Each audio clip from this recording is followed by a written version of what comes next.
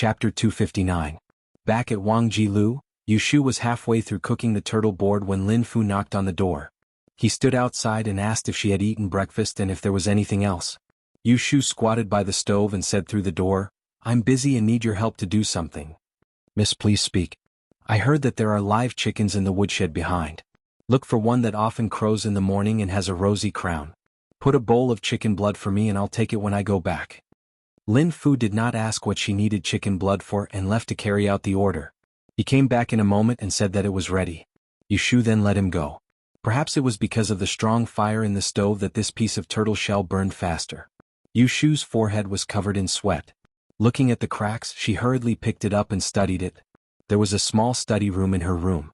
Mo Ju Quan memorized the hexagram, took it apart and put it back together. Finally he had some clues. "Looks like he's headed south," Yushu muttered to herself. She put the broken turtle shell aside and wrote down a few places in the south of the city that he might go to, but she couldn't write any more after a while. The area to the south was huge. The south of the city was also south and Jiangnan was also south. She could not help but wonder if Jing Chen had already left Anling and returned to Mount Longhu in Jiangxi. When this thought came, Yushu could not help but feel inferior. If he really returned to Mount Longhu, then what was the point of her searching blindly? "Miss, the kitchen made lily perch soup. This servant has brought it for you." A voice came from outside the door. There were two servant girls in Wang Jilu. The slow one was Xiao Dai and the fast one was Xiao Qing. Yushu put down her pen and paper and went to open the door. She saw Xiao Qing carrying a wooden tray with a porcelain bowl in pink and green glaze on it. The lid was painted with a small cluster of plum blossoms, looking very exquisite. On the side was a small plate of the same color with some shallot foam. Xiao Qing covered the bowl with a handkerchief and handed it to Yushu. She removed the lid and said, "Be careful, it's hot." Yushu smelled the aroma of the fish and tasted 2 spoonfuls. It was indeed delicious. After drinking half a bowl, she suddenly put down the spoon and asked little Qing, "According to the menu, this fish soup costs 20 taels of silver per dish." Xiao Qing said, "That's right. These Song River base were delivered fresh yesterday morning. There are only 20 of them in the fish tank." Yushu sighed and said, "Later, go tell the kitchen that I don't have to go through so much trouble every time I come back, steaming snacks and boiling soup. Just send tea." She was here to help Shui Rui with his work, not to enjoy herself. She had probably only eaten 17 to 18 taels of silver worth of pastries the last time. If this went on, she would have already lost over 100 taels of silver before she even started her business. If this restaurant was opened by her, she could eat whatever she wanted. But now she was also a worker, not a boss. Xiao Qing showed a troubled expression and said, "Miss, you don't know. This is what the shopkeeper told me. When you are here, you only need to serve them with fresh soup and delicious food. We can't neglect you." Yushu frowned and said, "Go and find old Lin. I will tell him." Yushu originally thought that Lin Fu wanted to please her, so he served her well. Who knew that when she called Lin Fu he actually explained, "Miss, you misunderstood. This is all young master's instructions.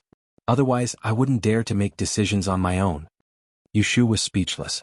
She didn't feel that Shui Rui's way of doing things was very useful. Instead she felt that he was a fool. Lin Fu looked at Yushu's expression and knew that she didn't buy it. He rolled his eyes and said, "Miss, you don't have to mind it. The dishes are expensive, and our cost is less than 30%. Moreover, you can taste every dish that the chef makes.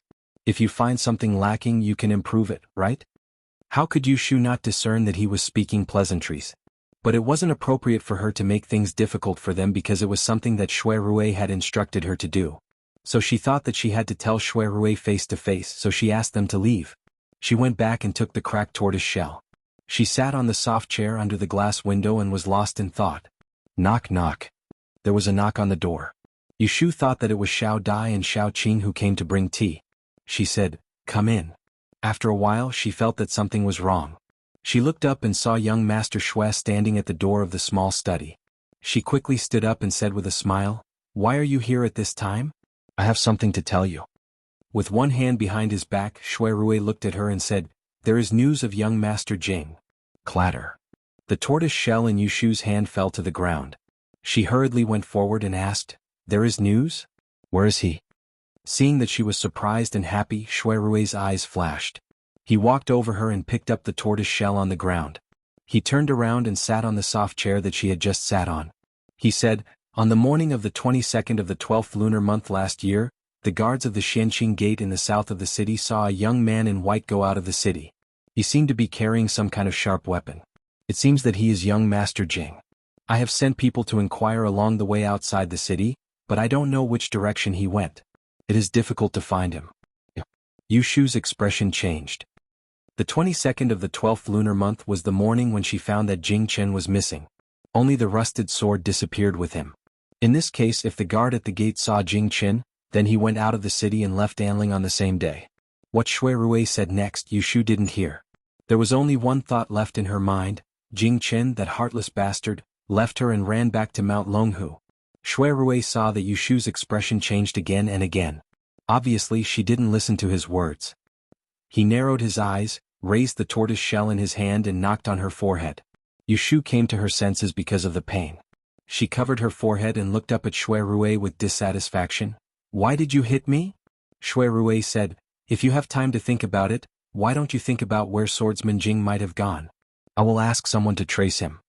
Yu Shu pursed her lips and said unhappily in her heart, "He has been gone for almost half a month. Can he still be found?" If she knew which family Jing Chen came from in Mount Longhu, it would be better. At worst, she could find him and ask him for an explanation. Why did he leave without saying a word? The key was that she didn't know where he came from. Shui Rui discerned the sadness in her words and he said indifferently, "I don't care if I can find him or not, but since I've promised to help you find him, then I'll surely look for him. Unless you don't want to look for him anymore, just tell me now and I'll save myself the trouble." Yu Shu was silent for a moment and then said in a low voice, "He should have gone south in the direction of Shangxi." Shui Rui nodded and said, "I know. I'll go back and tell them. You stay here, the tailor will come over in a moment. By the way, what did you want to say to me?" After he asked, he didn't hear her answer. He looked down and saw that her soul had already disappeared. He sighed and raised his hand to pat her shoulder. When Yu Shu remembered him again, he was already gone. She sat back on the soft chair and leaned her head against the back of the chair. She thought for a while and gradually realized that Jing Chen wouldn't just leave like that. But where would he go if he went out of the city? The tailors came in a short time with small samples of various kinds of fabrics and 2 thick picture books. Yu Shu followed them to measure her height and answered them absent-mindedly. Listening to them talking about the most fashionable styles, she picked up the picture books and turned a few pages. Suddenly, a yellow talisman floated out and fell on the ground. A tailor hurriedly bent down to pick it up and carefully blew it. He said to Yu Shu embarrassedly, "Miss, please forgive me. Yesterday I went to the temple to ask for the talisman, and when I came back I put it here and forgot to take it out." Yu Shu looked at the yellow talisman and her eyes lit up. Without saying a word, she stuffed the picture books to them, lifted her skirt and rushed out. "Hey, Miss?" The 2 tailors looked at each other, wondering why she suddenly ran away. Yu Shu ran down 2 streets before she managed to hire a carriage that was neither new nor old. She tossed a piece of silver to the driver and said, "Go to the Rising Cloud Temple in the south of the city." Sitting in the carriage, Yu Shu was a little out of breath. She rubbed her chest to calm her breathing, and when she finally caught her breath, she slapped her thigh again with a vexed look on her face.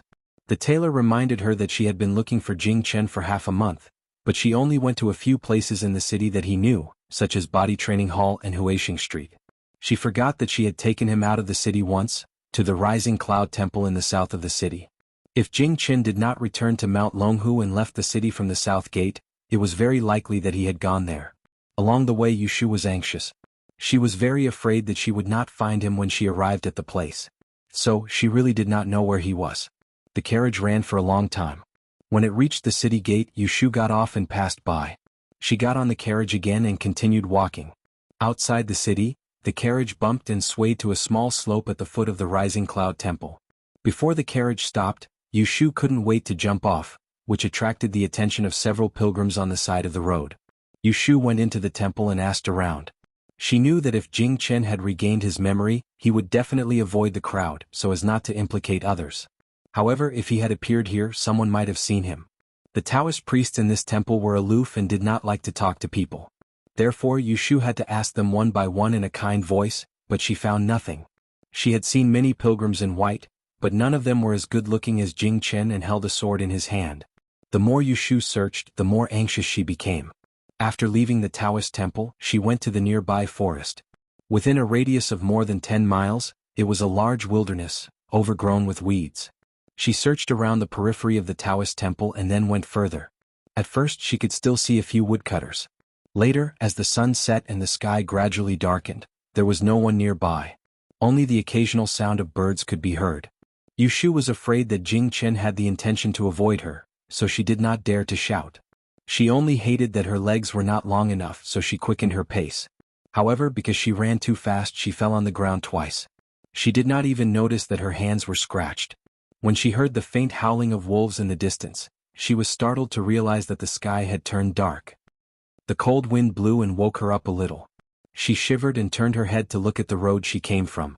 She saw the shadows of towering trees and birds flying past. In the darkness she did not know where she was. Chapter 260. It's dark and Yushu is still wandering in the woods in the suburbs. Perhaps she is unlucky today. After walking for 2 miles she doesn't see anyone. She wants to use the 6 trigram lines to predict the direction, but she doesn't know where the few copper coins she brought with her are. The countryside is different from other places. There are wild beasts in the daytime and wild wolves and dogs are everywhere. At night it is even more dangerous. Yushu knows that she is lost. She calms herself down and quickens her pace. From time to time she stops to identify the direction. The howling of wolves in the distance makes her uneasy. Yushu has only walked a few steps when she suddenly feels that something is wrong. A chill comes over her. She pricks up her ears and hears strange movements in the grass not far away. It seems that something is quickly running in her direction. This time Yushu panics. She finds a direction and starts to run, hoping to see a short tree so that she can climb it. However, she is unlucky. The nearby woods are full of tall trees. None of them are easy for people to climb. The sound behind her becomes more and more obvious until she clearly hears the low barking of a dog. Yushu's face is full of fear. She wants to cry but has no tears. She would rather be a wolf than a dog. As if she can smell the stench in the air, she runs forward without looking back. At this time, Yushu wishes she could grow 4 legs. However, she has been tired for the whole afternoon and has little strength. After running for a short distance, she is out of breath and sweating profusely. Or maybe it is not her time to die. Suddenly, a cluster of fire appears in front of her. It should be someone lighting a fire. Yushu sees her savior. She thinks that the person who dares to light a fire in the woods at night is most likely a hunter. She doesn't know where she got the strength, but she screams, "Help!" and stumbles in that direction. Because she is running in a hurry, she can't see the road under her feet clearly. She trips on a tree root on the ground. Yushu falls forward like a dog falling on its face. Suddenly she feels pain in her knee and lies on the ground. She feels dizzy and thinks that it is over. Woo-woo. After a few screams, Yushu was still lying on the ground. Her eyes were covered with sweat, and there was a taste of dirt in her mouth. Her heart was beating wildly, and there were sounds of running in the grass. After a while there was no more barking. Only then did she realize that she was saved. Yushu was paralyzed on the grass. For a moment she was at a loss. She twisted her neck with difficulty, wanting to look back. She heard light footsteps and a faint light flickered in her eyes. A pair of black boots stopped in front of her, and a calm voice came from above her head. "Young lady, get up. It's all right now." Yushu blinked her eyes and took a deep breath, holding back the sourness in her nose. She tremblingly reached out to grab the calf of the person in front of her. She grabbed the hem of his clothes and scolded in a choked voice, You bastard." She felt her legs stiffen. The person in front of her suddenly squatted down and hurriedly went to help her up. "Xiaoyu?" Yushu was helped to sit up from the ground. She grabbed the hem of his clothes and looked at the panicked person in front of her with her red eyes. Who else could it be if it was not the bastard Jing Chen? Jing Chen held Yushu's arm and helped her limp to the fire. He let her sit against the tree and squatted beside her. He put down the rusted sword in his hand and lowered his head to pinch her ankle. When he heard her gasp, he quickly lightened his movement and whispered, "Bear with it. You've twisted it." As he said this, he twisted her ankle and twisted it a couple of times. Crack. Yushu clenched her teeth in pain, but she didn't make a sound. She stared at the bastard with a gloomy face. They hadn't seen each other for more than 10 days. He was still wearing the white robe when he left, but it was stained with a layer of gray. His long hair was loosely tied behind his back. Because he was squatting, his hair was hanging on the ground. He seemed to have lost a lot of weight. His handsome eyebrows remained the same, but his cheeks were slightly sunken. Yushu felt annoyed and distressed. If she hadn't found this damn place, would he have starved to death in this forest? Does it still hurt? Jing Chen pressed the side of Yushu's ankle and raised his head to ask. He met Yushu's complicated eyes. He looked at her and was stunned. Then his eyes flashed and he turned his head to avoid her sight. He whispered, "Wait a minute. I'll find some water." As he said, he was about to get up. Yushu saw that he was trying to avoid her. She was furious. She grabbed his wrist and looked up at him. She gritted her teeth and said, "Why did you hide here without saying a word?" Jing Chen lowered his head. His hair fell behind his ears and his expression could not be seen clearly.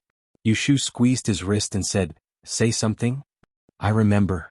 As expected, Jing Chen regained his memory. But Yushu was not happy at all at this time. She was full of anger. She sneered, "You ran away when you remembered? You didn't even say goodbye and just left? Did you treat everything I said to you as bullshit? Jing Chen noticed that her hand holding his was trembling. He couldn't bear to push it away. He wanted to say something but stopped. In Yushu's eyes, it seemed that he was more and more guilty. She was so angry that her teeth chattered. She grabbed his arm and stood up. She raised her fist and hit him on the shoulder. She had been holding this anger for half a month. If she couldn't vent it, she would really be angry. Jing Chen didn't dodge. He punched her a few more times and just looked at her worriedly. His heart was full of regret. When she lost the strength in her hands and sat back, he gently pulled her wrist away and said in a low voice, "I'm sorry." Yushu had calmed down a lot at this time. Listening to his apology, she snorted and said angrily, "What did you do to me? Since you remembered, you should know that I lied to you. I lied to you all the way from Jiangzhong to Anling. I should be the one apologizing to you." Listening to this angry words, Jing Chen shook his head and smiled bitterly. "You lied to me, but it was for my own good. If I knew the truth at that time, how could I stay by your side and implicate you? You knew that I was in trouble, but you still didn't leave me. Xiaoyu, I'm sorry." Hearing this, Yushu couldn't help but feel sad for him and felt wronged for herself. She said, "Since you feel sorry for me, why did you sneak away quietly? You didn't even leave a word. Do you know how worried I was about you? Tell me why. Even if you have recovered your memory, you don't have to leave. I know you are fated to be in K-Star and you are unlucky. But we have been together for so long and nothing happened to me. Besides, I have the adversity blocking stone, so you don't have to worry. Or if you have any difficulties, can't you discuss with me before leaving? Why do you have to hide here?" Seeing her sad face, Jing Chen felt very guilty. After hesitating for a moment, he didn't want to hide it from her and confessed, "It has been 19 years since I was fated to be in K-Star. When I was a child, I only did it once in a while, but it would implicate the people around me. Later, as I grew older, it became more and more frequent, especially at the beginning of the month. I still remember that a junior fellow apprentice once broke his leg when he was picking herbs on the cliff because I sent him a meal. But this is not the most serious period. The most dangerous period of K-Star is when the new and old meet each year. In the sect, every year during this festival I will go to the mountain alone and stay overnight. I don't dare to have any interaction with anyone. At this time, even the yellow frost stone can't suppress the malevolent aura of the star." When Yushu heard this, she understood a little, but she still didn't understand. "Then can't you tell me before leaving?" Jing Chen said helplessly, "Little you still don't understand how dangerous this Kidu planet is. Do you know that the things that happened to you one after another were all because of me? If it weren't for me, you would have arrived at Enling smoothly and wouldn't have been nearly killed several times. You can consider yourself lucky. If I didn't leave that day or left a message with you, I would have violated the taboo. Most likely, I would have brought you a fatal disaster. Even so, I think I still implicated you. Let me ask you, after I left, did everything go smoothly for you?" In the face of Jing Chen's question, Yushu was speechless. Thinking back, she was indeed unlucky from the end of the year to the beginning. First, she was sick in the snow, then she almost didn't hand in the exam paper of the strange arts course, and then she was troubled by the Ji family. She really couldn't think of anything that could be called smooth. Seeing her hesitation, Jing Chen knew the answer. He sighed and said softly, "Who knew that you still came to find me? Xiaoyu, what should I do with you?" It was still a bad time. If he hadn't seen someone being chased by a beast in the forest, he would never have helped her. He would have stayed far away. He never thought that the person who came would be her. Yushu was no longer angry. It wasn't that she didn't understand things. Speaking of which, she couldn't blame Jing Chen for hiding. She had long guessed that there would be a time when K-Star would act up, so she had always been on guard. Who would have thought that there would be a big crisis at the end of the year? The yellow frost stone was useless, and Jing Chen had run to the wilderness to suffer. Wasn't it for her? If she didn't have a good life, would he be comfortable? Looking up at Jing Chen, she felt that he was getting thinner.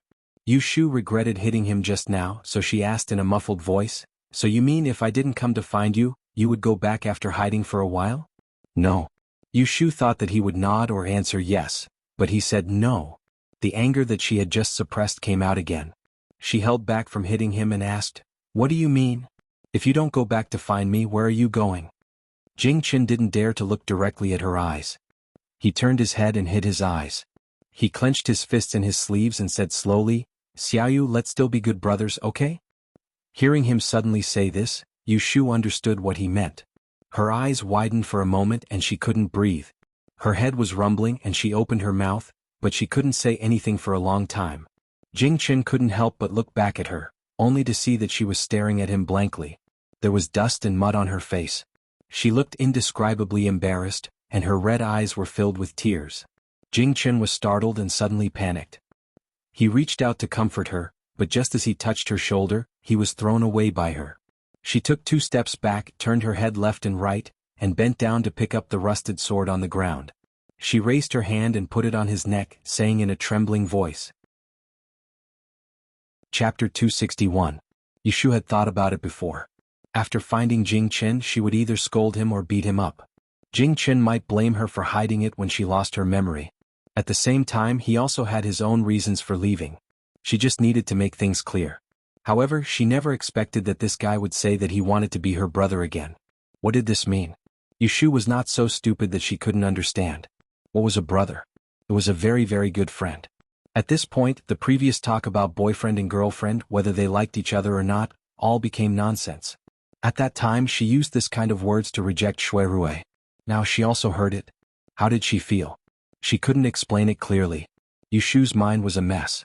It was inevitable that she was sad, but more than that, she was angry and hesitant.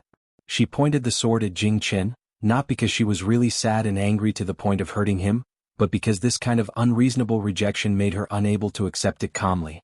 Even if Jing Chen had regained his memories and had many difficulties, he couldn't just casually deny their previous relationship. "Xiaoyu," Jing Chen tilted his head and looked at the rusted sword on his shoulder. There was a little more sadness in his eyes. "It's my fault. I didn't remember anything before, so I offended you and crossed the line. You should be angry with me. If cutting me with your sword can appease your anger, why not?" Yu Shu was so angry that she laughed. If killing was not against the law, she really wanted to poke a hole in his body. Unfortunately, she was not so impulsive. She took the sword away from his neck, sat back on the ground, and stabbed the sword into the soil of the grass beside her. She sneered. "I won't cut you. I just want to know why you suddenly changed your mind and said that you want to be my brother. I remember right. A month ago you said to me that you liked me. So you don't admit it so soon?" Yu Shu's words were too straightforward. Jing Chen was a little embarrassed. He remembered the scene in the forest in the city that day, so he lowered his head and said, "At that time, I forgot a lot of things. I don't know if I can tell you." Jing Chen didn't know how to continue, but Yu Shu didn't intend to let him go. "Can't you do anything to me? Can't you have romantic feelings for me? Tell me, what have you remembered? Is it that the Taoist priests of your Longhu Mountain are not allowed to talk about marriage, or are you already married?" Apart from these 2 points, she couldn't think of any other reason for Jing Chen to change his mind. Jing Chen shook his head. Yu Shu frowned. "Then tell me why. Don't tell me you don't like me anymore after you regain your memory?" Jing Chen's face turned slightly red as he listened to her saying that she liked him, but he didn't say anything. Yu Shu was a short-tempered person. Seeing that he couldn't get anything out of her, she reached out and pulled him to sit down beside her. She took 2 deep breaths and held back her anger. She said with a straight face, "There must be a reason for everything. Tell me why first. If what you say makes sense, I will consider continuing to be your brother. Otherwise, we might as well break up. From then on, you can live your own life and I'll live my own life. I don't want to do it even if I die of old age." The words, "I don't want to do it even if I die of old age," made Jing Chen moved. He turned his head and looked at Yu Shu's angry face. He felt very guilty and hesitated, but he still told her frankly. "When I left the mountain gate, my master repeatedly warned me that before I found the person who broke my destiny, I was not allowed to move my Taoist heart. I was not allowed to have love or hate, not allowed to have selfish desires, and not allowed to have romantic feelings. It's because Kidu star is an ominous star that dominates the right and wrong of human relationships.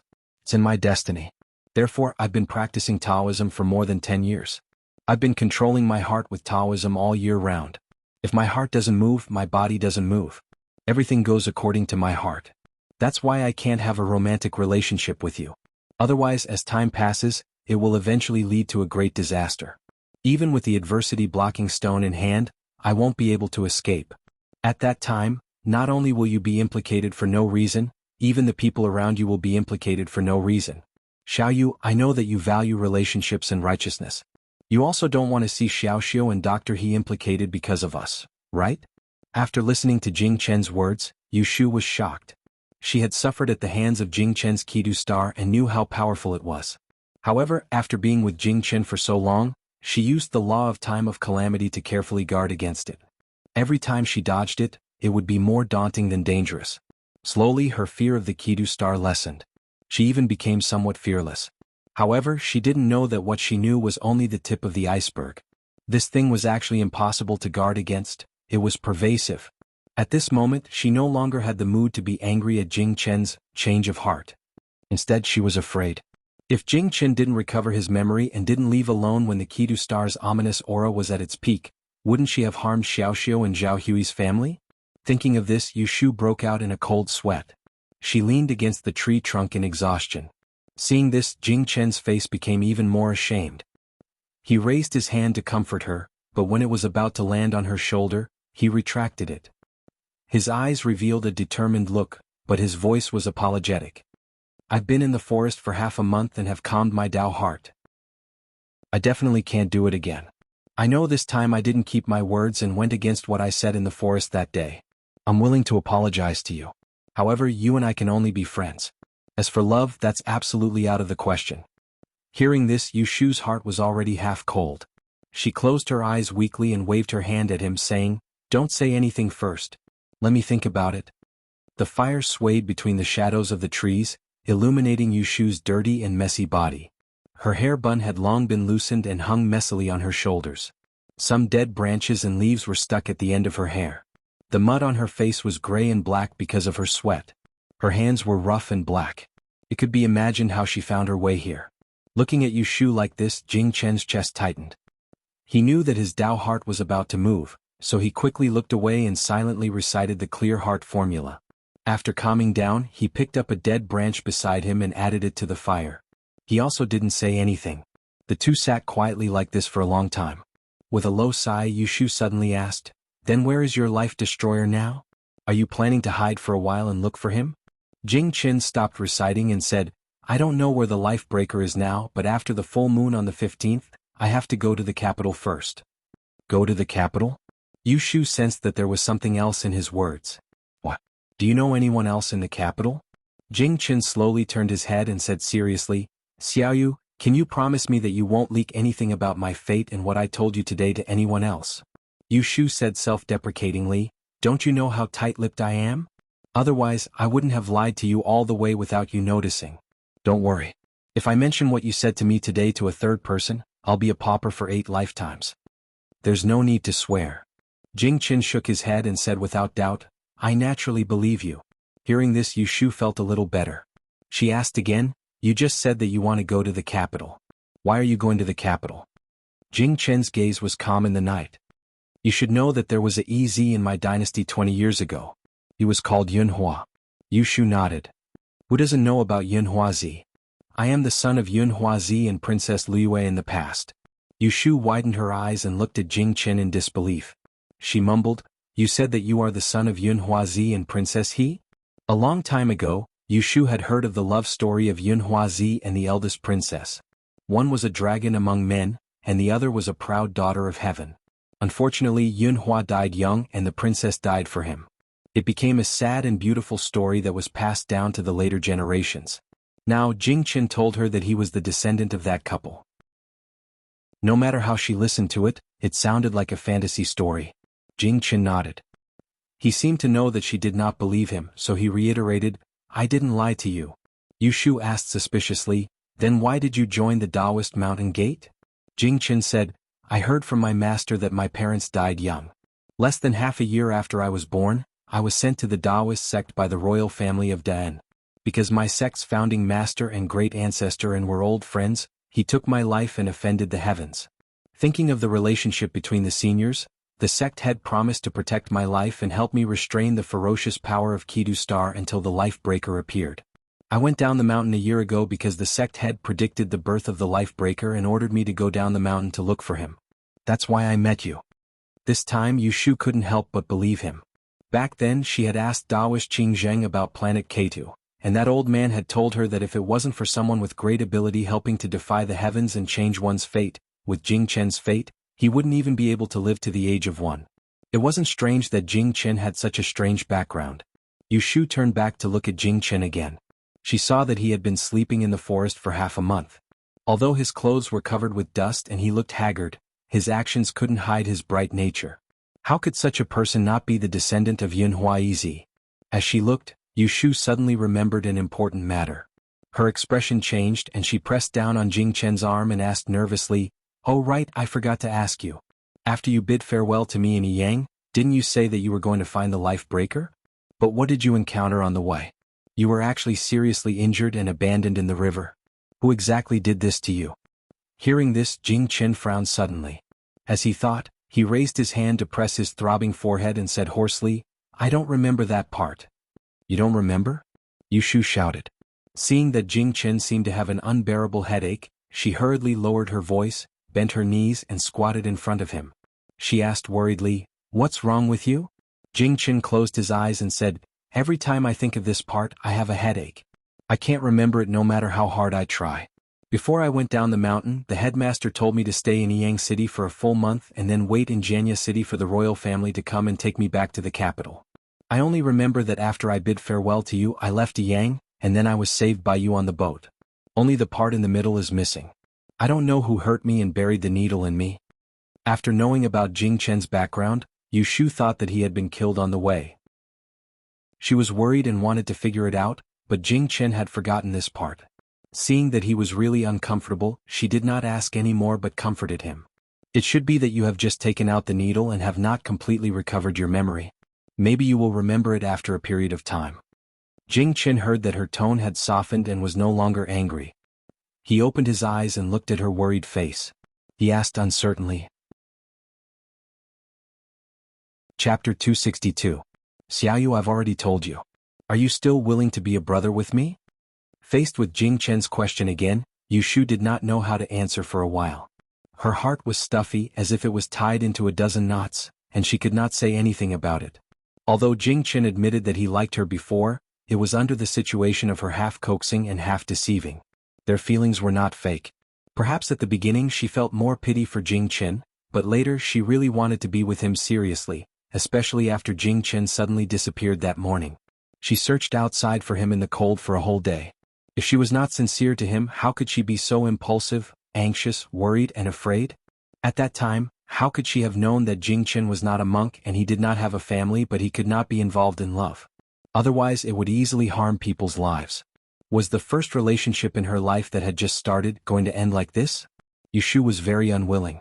After all, she and Jing Chen had gone through hardships together. They were affectionate and loyal and their lives were intertwined. Moreover, Jing Chen trusted her very much. He even told her everything that was related to his fate.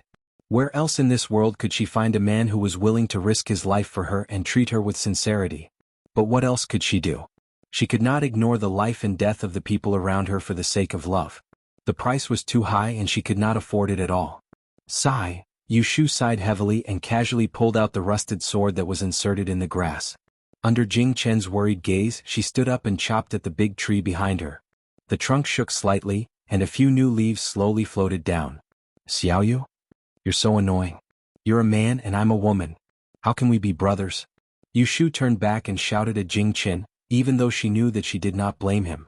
Jing Chen's face darkened as he said, "Indeed." Yushu glared at him and said in a muffled voice, "I said we can't be brothers, but I didn't say we can't be friends. How about this, before you find the life breaker we'll be friends like before. If you have any difficulties I'll help you. If I'm in trouble you can't just stand aside and watch."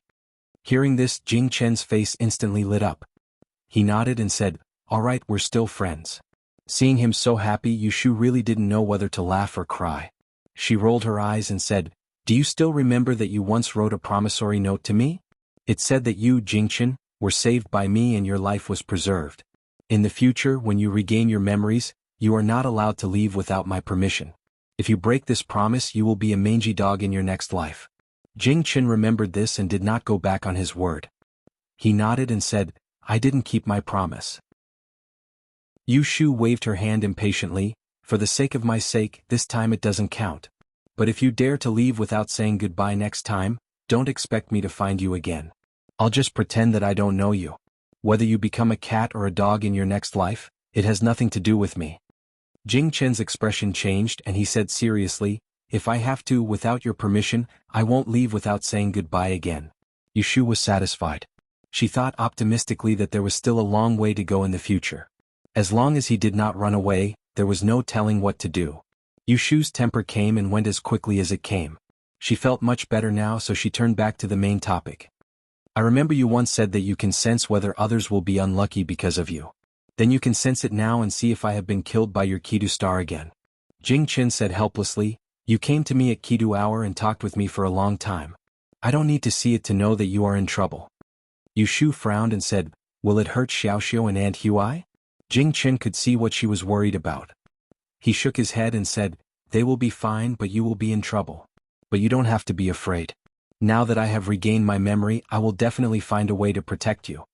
Yu Shu clapped her hands when she heard this and her worry turned into joy. Yes, you are a Taoist priest from Mount Longhu. You are very capable. Her hexagram technique could predict one's fortune, but she did not have any copper coins with her now. Jing Chen saw that Yu Shu's face was clear and he was relieved. He said, I have learned a lot in the sect and there are 3 that I am good at. One is astrology, the second is physiognomy, and the third is swordsmanship. I will find some water for you to wash your face first. I will make a decision after I read your physiognomy. Good at astrology and physiognomy? Yu Shu could not help but think of another person who was also good at it, but she did not know how much worse he was compared to Jing Chen. You wait here, I will go get some water. Jing Chen said. Seeing that he was about to leave, Yu Shu didn't even think about it and pulled on his sleeve. She looked left and right at the dark forest. Thinking about the wild dogs that chased her just now, she was more or less scared and said, I'll go with you. Jing Chen looked down at her legs and feet. Does your foot still hurt? It doesn't hurt anymore. Let's go. Yu Shu urged him and she stuffed the rusted sword in her hand to him and said, there are wild animals in this forest. It is safer for us to be together than separately. Jing Chen saw that she was afraid, but he did not expose her. He took the rusted sword, held it tightly and said, follow me. Okay. Under the night sky, the two walked slowly to the stream in the forest. Occasionally there was a faint howl of a wolf in the distance, but it was not so terrible. Just as Yu Shu was looking for Jing Chen near Ascending Cloud Temple, someone in the city was anxious because she did not return late at night. After Shui Rui went to Wang Jilu to tell Yu Shu about the news about Jing Chen in the day, he went back and assigned people to look for him. In the afternoon he went to Wang Jilu again. He wanted to talk to Yu Shu about the restaurant, but he was told that she suddenly ran out at noon and left after choosing the clothes. Shui Rui felt that something was wrong, so he asked 2 tailors carefully. After listening to their description of Yu Shu's expression when she left, he guessed that she went to find Jing Chen. He could not sit still and was afraid that she would be impulsive like last time when it snowed, so he sent people to the Ji family to ask if Yu Shu had returned. At the same time, he sent people to the guards in the south of the city to ask if she had returned. Finally, he heard from the guards in the south of the city that a girl dressed like Yu Shu went out of the city gate at midnight. When he got the news, it was already evening. The Ji family said that Yu Shu had not returned. Shui Rui felt that something was wrong, so he took a few people out of the city to look for her. He regretted telling her the whereabouts of Jing Chen during the day, but not sending people to keep an eye on the girl in case she ran away. The night was dark, and a group of people held torches and shuttled through the forest in the suburbs. Young master, we've looked over there, but we didn't see her. 2 men came from the east and rode over to Shui Rui to report. Shui Rui frowned and raised his head to look at the stars. He looked to the east and west, and then he squeezed his legs on the horse's belly. As he moved forward, he pointed to the south and said, go forward and look. Young master, if we go any further, we will enter the depths of the forest. There are often wild beasts, so I'm afraid it will be dangerous. The person who was holding a torch and giving advice was Gui Lu, the waiter of Wangji Tower. Shui Rui glanced at him and ignored him. He continued to walk into the depths of the forest. Guilu rubbed his nose and then followed with his two brothers. He didn't carry a stick with him, but he didn't show any fear. He cleared his throat and shouted, "Miss you! Miss you, where are you?" Yu Shu and Jing Chen walked back from the stream and reignited the fire that was about to be extinguished. Jing Chen carefully looked at Yu Shu's face with the light of the fire and saw that she was suffering from illness this time. He thought for a while and then explained to her, "Fortunately, the baleful aura on Kidu Star has passed its peak, and with the help of the adversity-blocking stone, there was no major disaster. However, the ailments cannot be underestimated. Ailments come from the mouth and the heart. One must avoid them, and one must be extra careful to prevent a minor ailment from turning into a major one. In the future, you should temporarily abstain from eating meat and don't see blood. I will give you a secret Taoist prescription for you. When you go back, ask Dr. He to get the medicine and make it into a wax pill. Take it every morning. It will take at least 7 days and at most half a month. After a minor illness breaks out, you will be able to get through it." Yu Shu nodded seriously and asked Jing Chen to repeat the Taoist prescription 3 to 5 times and memorize it one by one. Only then did she feel relieved. It was early in spring and the night was cold and dewy. It was especially cold in the outskirts of the forest. Yu Shu sat by the fire. The front was warm, but her back was still cold from the wind. She couldn't help but sneeze a few times. Jing Chen saw that she was freezing, so he thought of a way to split the fire into 2 piles. He jumped up to the top of the tree and cut off a soft branch for her to sit on. Only then did she feel better. Endure it for 1 night. At this time the city gate is closed and you can't go in. Mingfu will send you back early in the morning. Yu Shu sniffed and hugged her knees. Then when you go to the capital after the 15th, where can I find you? Jing Chen added fuel to the fire as he said, "I will find you after I go to the capital." Only now did Yu Shu remember to tell him that she wasn't living at Zhao Hui's place right now. She was bored and was about to tell him about the wicked Ji family who coveted her strange skills when she suddenly saw Jing Chen raise his head and stand up. "What is it?" Yu Shu also stood up with him. "Shu." Jing Chen made a shushing gesture. He held his sword in one hand and pulled up his clothes with the other. He jumped up the tree trunk and jumped onto a branch. He looked into the distance and saw scattered flames in the distance. He knew that someone was coming. He listened carefully and faintly heard someone calling him. He frowned and jumped down from the tree, his feet firmly landing on the ground. "What happened?" Yu Shu asked in a low voice. Jing Chen looked at her and said, "It seems like someone is looking for you. I heard them calling Miss You." Yu Shu was startled. The first thing she thought of was Shui Rui. Other than him, who else could go out of the city in the middle of the night to look for her in the wilderness? Jing Chen asked, "Could it be Dr. He and the others who saw that you didn't return and came out to look for you?" Yu Shu shook her head. "It should be older brother Shui." Jing Chen knew of Shui Rui. His expression changed. He looked into the distance again and said to her, "I can't interact with outsiders right now to avoid harming them. I will hide first. When they find this place you can go with them." Yu Shu didn't finish what she wanted to say to Jing Chen. She was a bit reluctant, but she heard someone calling from the distance. She knew that she couldn't let Jing Chen meet them, so she stepped forward and held his arm, saying, "I'm not living at Aunt Huai's house now. I moved to the right magistrate Ji family. I will explain to you later. If you return to the capital after the 15th, wait for me at the small courtyard on Huixing Street. I will go find you." Jing Chen nodded. He saw a leaf in her hair and couldn't help but reach out to pluck it for her. He gently said, "Be careful." After saying that, he took a few steps back and disappeared into the dark forest without looking back. Yu Shu saw that he had disappeared and felt melancholy. Not long after, she heard the sound of horse hooves coming from afar. It gradually came behind her and a low shout reached her ears, "Shu!" Chapter 263. In the dark forest at night, wolves and dogs howled. When Shui Rui saw the glow of a fire from afar, he brought along his men and swiftly rushed over there. When he saw the figure that was standing by the side of the fire clearly, he leaped off his horse and walked swiftly to stand before that figure. He first used his gaze to inspect her from head to toe, and when he didn't notice that she was missing an arm or a leg, the worry in his heart finally eased up. What followed after was a wave of rage, and he said with a gloomy expression, "You ran into the wilderness by yourself. Do you intend to feed the wolves?" Yu Shu looked at Shui Rui, who came out to look for her in the middle of the night. Knowing that she was in the wrong, she lowered her head and whispered, "I accidentally lost my way." Shui Rui still wanted to say something, but a gust of wind blew over. When he saw Yushu shrinking her neck and shuddering, he frowned and raised his hand to untie the silk rope in front of his chest. He took off the cloak on his shoulders and wrapped one of his arms around her shoulders before draping it over her shoulders. Yushu's upper body suddenly warmed up. When her gaze landed, she saw a pair of hands tying a knot in front of her neck. She raised her head slightly and saw the fine wrinkles on the eyebrows of the person in front of her. She seemed to be able to feel the source of his displeasure. Her eyes slightly swayed as she softly said, "Big brother, I made you worry." Shui Rui's fingers paused for a moment, causing the knot to become even heavier. After that, he took a step back and looked past her shoulder. As he gazed at the fire and the shadows of the trees behind her, his gaze flickered, and then he turned around and instructed the people he brought with him. "Extinguish the fire, we're returning." Gui Qi and Gui Ba nodded and went forward to extinguish the fire. Shui Rui walked to the side of the horse and pulled the reins with one hand. When he turned around and saw that Yushu was still standing there without moving, and she was looking around for something, Shui Rui intentionally said in a cold voice, "Why aren't you leaving yet?"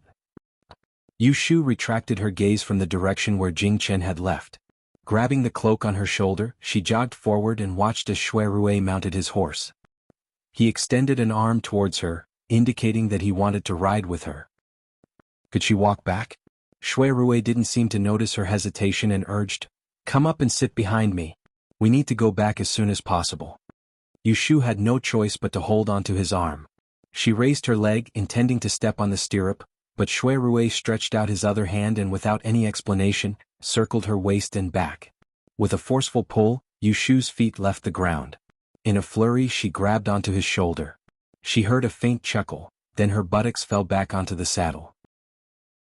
Immediately after that, the hand that was circling around her waist left her. "Sit tight." Shui Rui grabbed the reins with both hands and squeezed the horse's abdomen lightly. Then the horse started to trot forward. His speed was not fast, which made Yushu, who suddenly felt a little dizzy from sitting so high, feel refreshed. Then Gui Lu and the others followed. One ran in front of Shui Rui and lit a torch to find the way. The other two followed behind and didn't move forward. Yushu sat behind Shui Rui with her legs together. Although she wasn't afraid of heights, she was afraid of falling. She wanted to find a place to support herself. But she was depressed to find that other than the person in front of her, she had no place to put her hands. She looked up and down and couldn't find a suitable place to grab. Should she hug his waist? She wasn't that thick-skinned. Should she pull his belt? She was afraid that he would pull it open. Finally, her eyes fell on his shoulder. Her eyes lit up and she put her hand on it. The moment she moved, Shui Rui sensed it and turned his gaze to look at the hand on his shoulder. To his surprise, he saw that there were a few new scratches on the back of her hand that had just recovered from frostbite. He felt uncomfortable in his heart, so he silently turned his head around and didn't say anything. Yushu thought that Shui Rui would ask her why she ran to the suburbs. She secretly thought of an excuse. But after waiting for a long time, he didn't ask. She thought that he was still angry. After thinking for a while, she felt that she was in the wrong, so she cleared her throat and took the initiative to say, "During the day, I suddenly thought of a place that Jing Chen might go to. I was anxious, so I hired a carriage to leave the city. I didn't expect the forest to be so big and deep. I got lost after walking too far. Fortunately, you came to find me. Otherwise, I would have to spend the night on the tree." Hee. Yushu pretended to be relaxed. Who knew that once she said it, Shui Rui would remember the scene when she went out to find someone in the heavy snow and froze in front of him. He could still clearly remember that pale face until now. Shui Rui clenched the reins in his hand and ignored her. He was afraid that if he opened his mouth, he wouldn't be able to control himself and teach her a lesson. Yushu said a few more words, but when she didn't see Shui Rui responding, she sensibly shut her mouth. She was exhausted from running around for the entire day, and she'd experienced happiness and anger one after another. Now that she'd calmed down, she only felt a surge of sleepiness, so she covered her mouth and yawned a few times while her eyelids twitched. Feeling the weight on his back, Shui Rui pulled on the reins lightly and slowed down the horse's speed. He turned his head and looked at Yushu, who was sleeping quietly on his back. That lively face during the day was now suffused with a layer of gentle light under the moonlight. Her stubbornness was gone, and she couldn't help but look weak, making people feel pity for her. Shui Rui let out a short sigh and whispered, "Why do you have to do this?" The city gate was closed in the middle of the night. Fortunately, Shui Rui had informed the guards in advance, so they left half the gate open for him to pass through. Yushu lay on Shui Rui's back and slept for the whole journey. It was not until they returned to Wangji Tower in the south of the city that Shui Rui woke her up and asked someone to knock on the back door.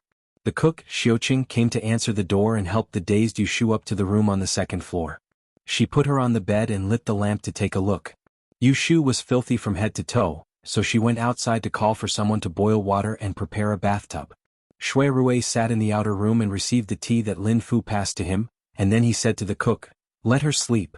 Just give her a simple wipe and then check if there are any injuries on her body." Okay.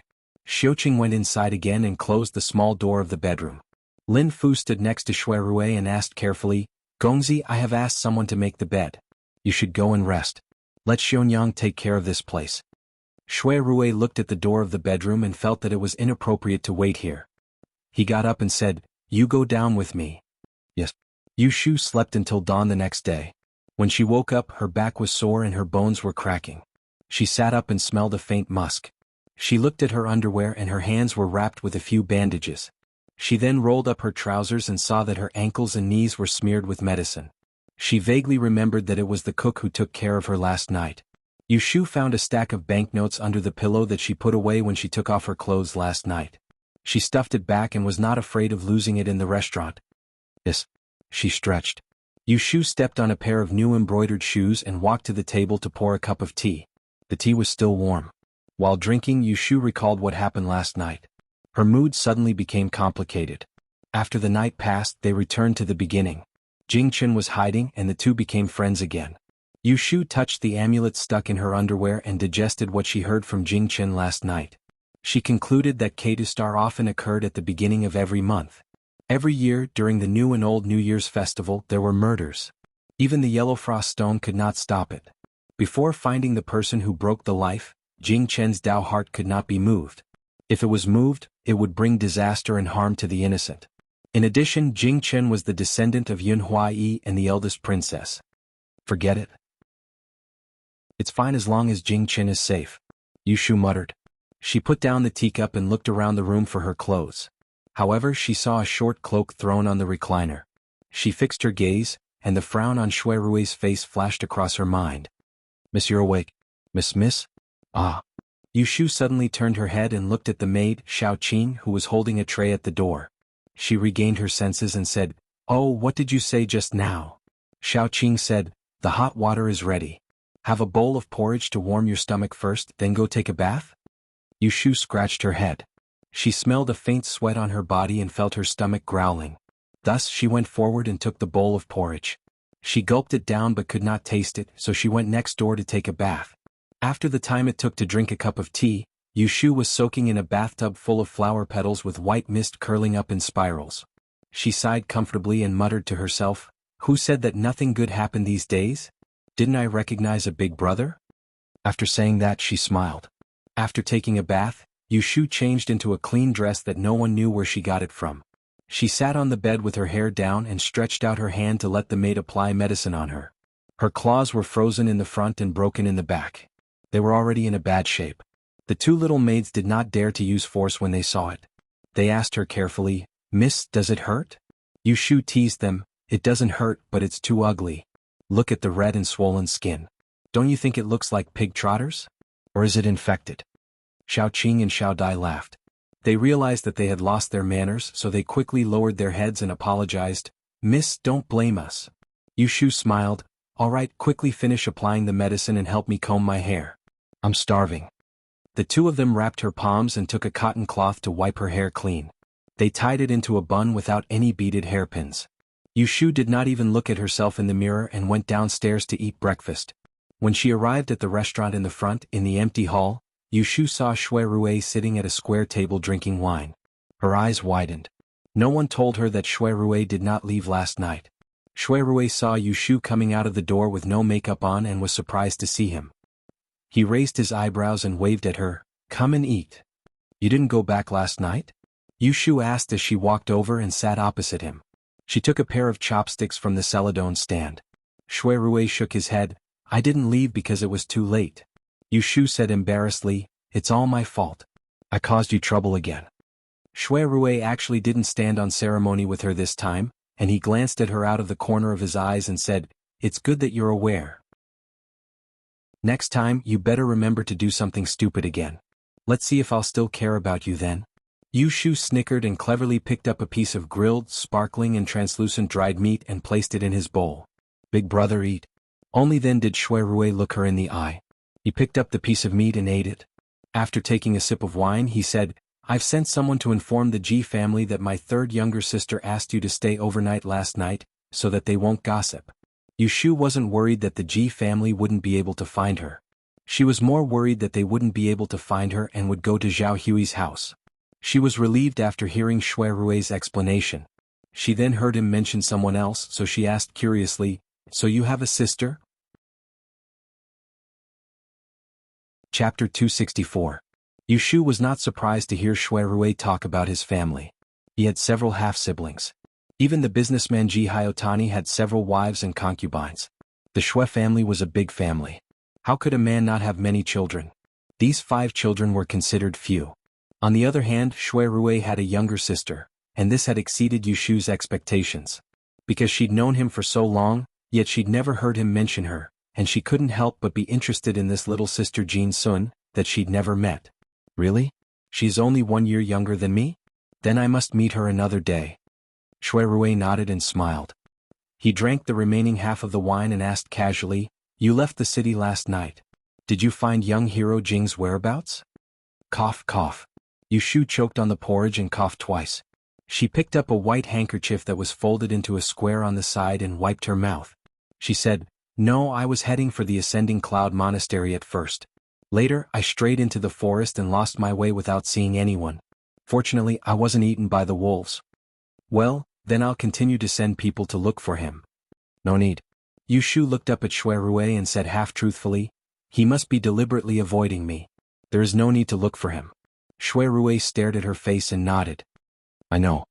Yu Shu did not know whether Shui Rui had noticed something. However, she could not explain to him about Jing Chen. She could only choose to avoid it. I almost forgot something. She cleverly changed the topic. She suddenly said, When are you free these 2 days? I looked at the restaurant's account a few days ago. I have some ideas to tell you. Shui Rui heard this and thought for a moment. He said, I have something to do today. Tomorrow. Is it convenient for you to come out in the morning or in the afternoon? Yu Shu said, Any time is fine. Shui Rui asked, Aren't you going to teach Ji Xingxuan divination? Speaking of Ji Xingxuan, Yu Shu smiled. She has no time to learn these 2 days. It doesn't matter. Shui Rui did not understand. Seeing her treacherous smile, he knew there was something fishy. He asked curiously, What ideas did you come up with this time? Lin Fu and the others left after serving breakfast. There was no one else in the front building, so Yu Shu was not afraid of being noisy here.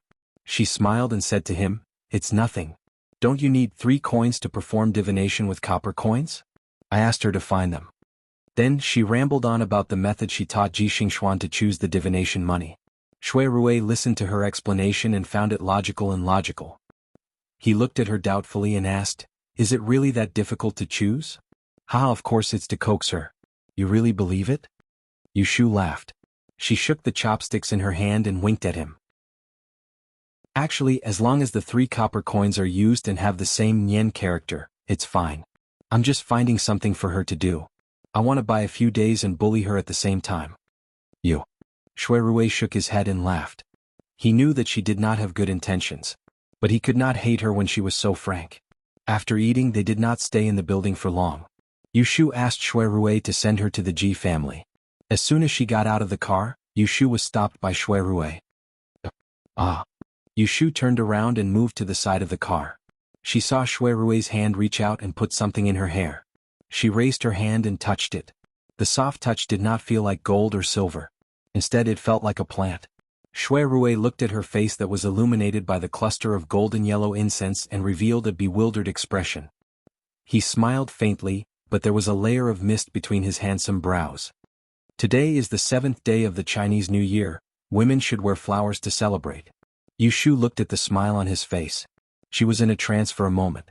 She gently touched the flower in her hair. She was happy. Thank you, big brother. Shui Rui nodded. He looked at her a few more times. Then he waved his hand. Go. The 7th day of the Chinese New Year was the day of the Chinese New Year. As the name suggested, it was to celebrate the birth of a person. On this day people would cut the ribbon and stick gold leaf to celebrate. There was a new batch of lanterns outside the G mansion. The 2 rows of trees at the entrance of the mansion were hung with flower ropes. Everywhere was colorful. Now everyone in the G family knew that a girl had come to the mansion. When the gatekeeper saw that Yushu had come back, he did not stop her from entering. Instead, he ran to report to the housekeeper. Yushu went back to the small courtyard where she temporarily lived as if nothing had happened. The maidservant sang air was not in the courtyard. The door was not locked. Yushu pushed the door and went in. She first looked for Kim Bao. Yesterday she left it in the room with a plate of snacks and a plate of water. She was afraid that it would run out.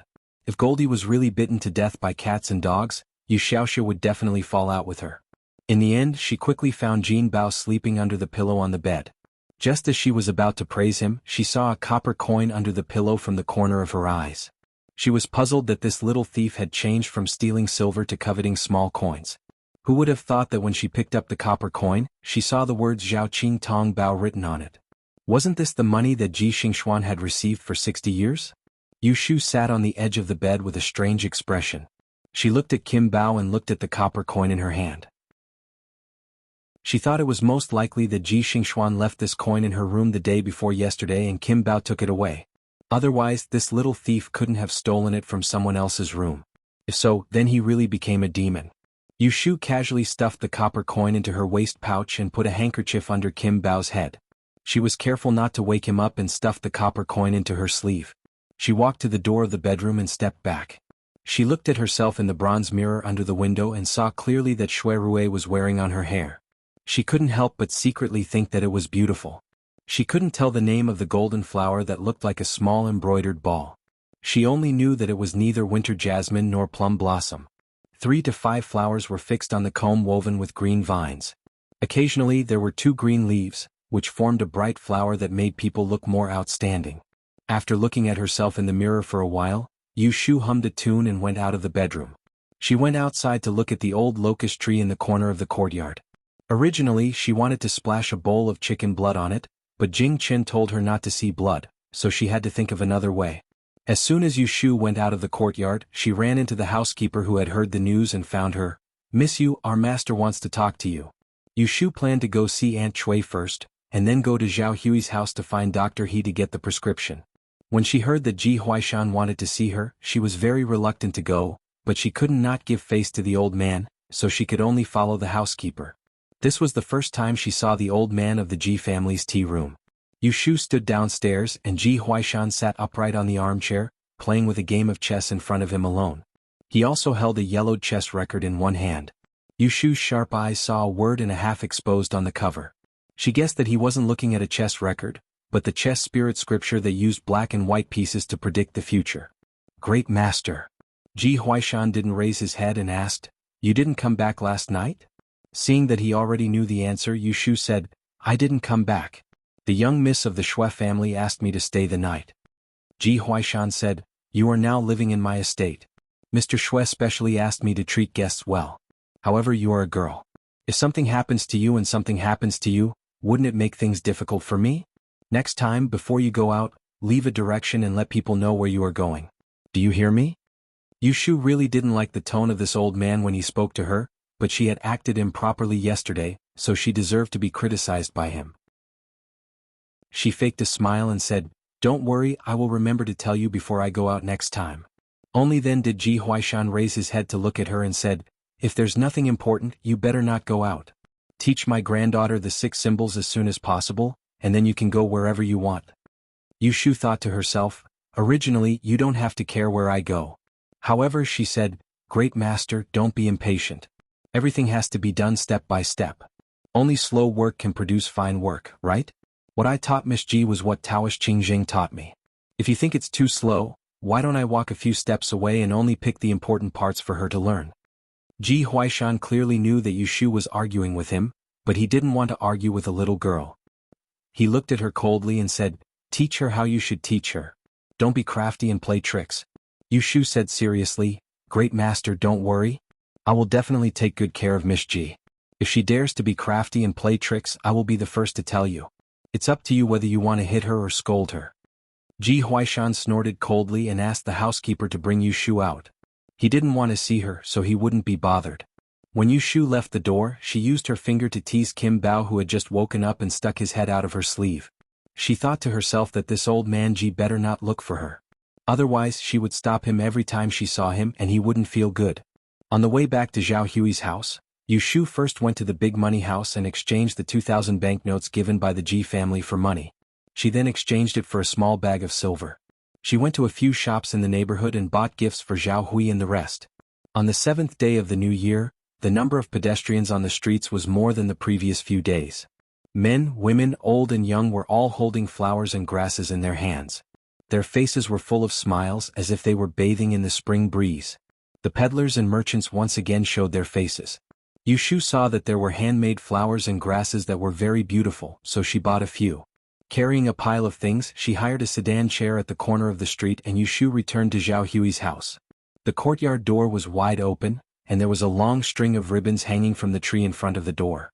The moment Yu Shu entered, she saw Shen Nanny and Yun Do standing on a stool and sticking flower paper on the window. She called out to them, and Yun Do jumped down from the stool in surprise and ran to the back to inform Zhao Hui, Madam, young master, Mrs. Back. Shen Nanny, who was steady and had many children, came up to help Yu Shu carry her things and followed her to the backyard. Just as they passed through the doorway, a figure rushed over and shouted, Jie. That person held her arm. Yu Shu freed her hand to pinch Yu Xiaoxiu's cheek. When she raised her head again, she saw the big-bellied Zhao Hui being supported by He Fangji as they walked out of the house. Zhao Hui's face was full of joy as she looked at her. She couldn't help but feel warm in her heart and also a little funny. She had only been away from home for 3 days, but why did she miss her as if she had been away for 3 months? The few people chatted and laughed as they entered the house. Yu Shu sat beside Zhao Hui and Yu Xiaoxiu stood beside her. She gave out the gifts she bought one by one. He Fangji gave out a Xinzhou bunny hair, Zhao Hui gave out a rhinoceros horn comb, and Yu Xiaoxiu gave out a pack of jade paper. She even bought Shen Nanny and Yun Do's gifts. Chapter 265. Yu Shu gave a copy of Jing Chen's prescription to He Fangji and asked him to help her make the pills. He Fangji looked at the prescription and was greatly shocked. He repeatedly said, "Wonderful." He asked Yu Shu where she got it and also asked for the name of the medicine. Yu Shu lied and said that it was a secret prescription given to her by her previous master. She made up the name of the medicine and called it Wan Yen Dan to fool him. However, this also made He Fangji more cautious. After thinking for a while, he sighed and said, "Your master must be an expert. Although this medicine doesn't cure the illness, it has the miraculous effect of nourishing the spirit and blood. It's also gentle and harmless. It can be considered a good medicine for maintaining one's health. It's a pity that there are a few medicinal ingredients that are very hard to come by.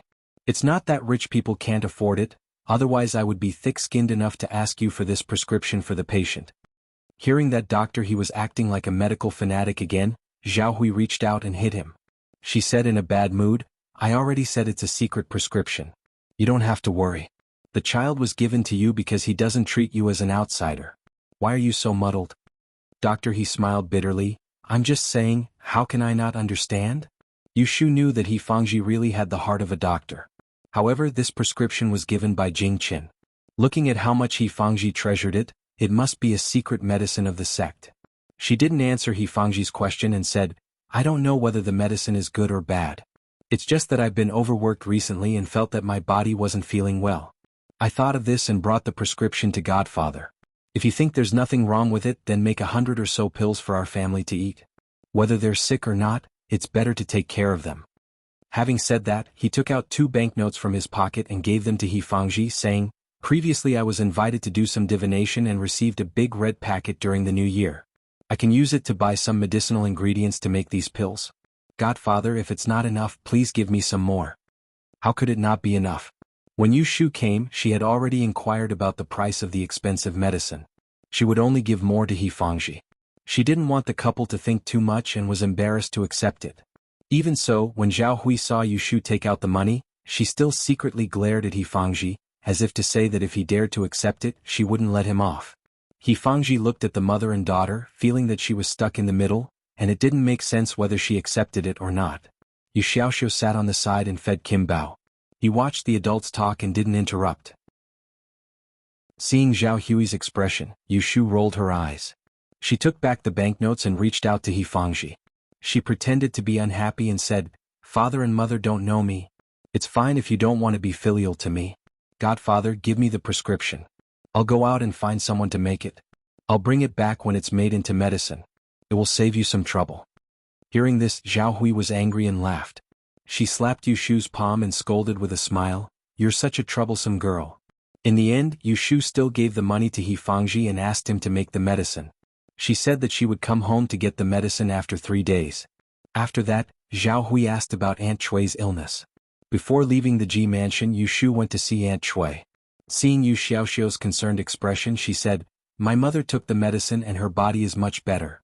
However, the doctor told her to stay in bed for a few more days." Zhao Hui wanted to say something but hesitated. "Are you going to spend the 15th of this month with the Ji family?" Yushu wanted to say that she would come back, but she remembered that there was still Aunt Chui in the Ji mansion. It wouldn't be good to leave her mother for the Mid-Autumn Festival. She looked at Yu Xiaoxiu and said to Zhao Hui, "I'll bring Xiaoxiu over to accompany my mother." Zhao Hui nodded and said, "Then you can come home on the 14th. We'll celebrate your birthday in advance." Yushu was at a loss. "Birthday? For me?" Zhao Hui was also confused. "Hey, isn't it? I heard from Xiaoxiu that you were born on the 15th of the first month." Yushu turned to look at Yu Xiaoxiu. Seeing him looking at her strangely, she immediately understood and quickly laughed. "Yes, it's that day." Her horoscope was not accurate and she had never cared about it. Now that they mentioned it, she remembered that the 15th of the first month was indeed her birthday. Coincidentally, it was the reunion festival. In fact, Yushu had no interest in celebrating her birthday. However, seeing Zhao Hui's excited expression, she didn't want to spoil her mood, so she agreed to go home on that day. Yushu had lunch at Zhao Hui's house before leaving. Yu Xiaoxiu sent her to the door reluctantly. Yushu promised to take him back to see Aunt Chui in a few days to get the medicine. On the way back, the sky was still bright. When they passed a small bridge, Yushu took out the universal treasure from her waist and threw it into the river. Not to mention whether this 60-year-old wish money was a treasure or not, she didn't have a use for it. She didn't want it to fall out of her body and be regarded as a thief by others. If that happened, she wouldn't be able to explain herself. When night fell, Yushu returned to the Ji family's small courtyard. The maid, Sunny, was sweeping the floor. Seeing her, she greeted her timidly and ran out with the excuse of making tea. Yushu went back to the room and let Kim Bao out of her sleeve. This afternoon at Zhao Hui's house, she asked Yu Xiaoxiu to give it a bath. She had wounds on her hands. She coaxed them by saying it was frostbite and gave them medicine. Before leaving, He Fangji gave her a bottle of hand oil to apply. Later, Sunny brought tea and dinner into the house. Yushu had eaten at Zhao Hui's house, so she asked her to send it back untouched. At night, Yushu sat in front of the table to do a divination. She threw 3 copper coins clanking. She couldn't guarantee that it was accurate. She wrote down the divination on a piece of paper and asked her about her recent fortune. It was not unexpected that she had an ominous sign that water and fire could not help each other, and that the official ghost had curbed her brother. She also vaguely revealed a trace of an illness that was difficult to cure, and there was no medicine that could cure it. This was exactly what Jing Chen had guessed after observing her facial expression and movements. What was interesting was that her 6 recombinant lines also revealed another piece of information. Her illness was caused by someone. The first thing that Yushu thought of was that the Ji family wanted to harm her.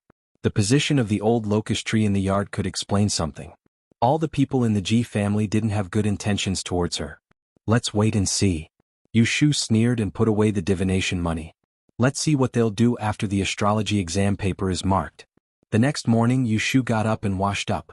She saw that the flower she picked last night in front of the dressing mirror was a little withered.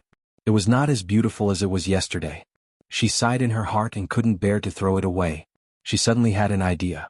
She put the brush in the box and put it in her arms. "Miss, are you going out today?" Sunny asked when he saw Yushu coming out of the room. Yushu's footsteps paused at the door. Recalling the conversation Ji Huaishan had with her yesterday, she turned to the maid and instructed, "I need to make a trip to Autumn Osmanthus Lane in the south of the city. If your young miss comes looking for me, have her wait until nightfall. If she doesn't come, then forget it." After saying that, he left the room with the gold treasure. When she arrived at Wangji Tower, Shui Rui hadn't come yet. Yushu went to the room on the second floor of the backyard and put Kim Bao on the soft couch. She took out the flower from the pen box in her arms and tied one end with a rope. She hung it upside down in the corner of the bookshelf to dry. She planned to make it into a dried flower and keep it for a long time. After doing this, she heard a scream outside the room and the sound of a cup falling to the ground. She hurried out of the study and saw Xiao Dai huddled at the door. She pointed at Kim Bao, who had jumped to the ground with a trembling hand. Old rat, help. There's a rat in the girl's room. Brother Liuzi. Stop screaming. Yushu walked forward and bent down to pick Jin Bao up.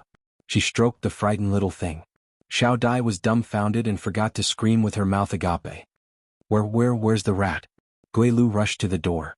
He held the door frame with one hand and took off his shoes.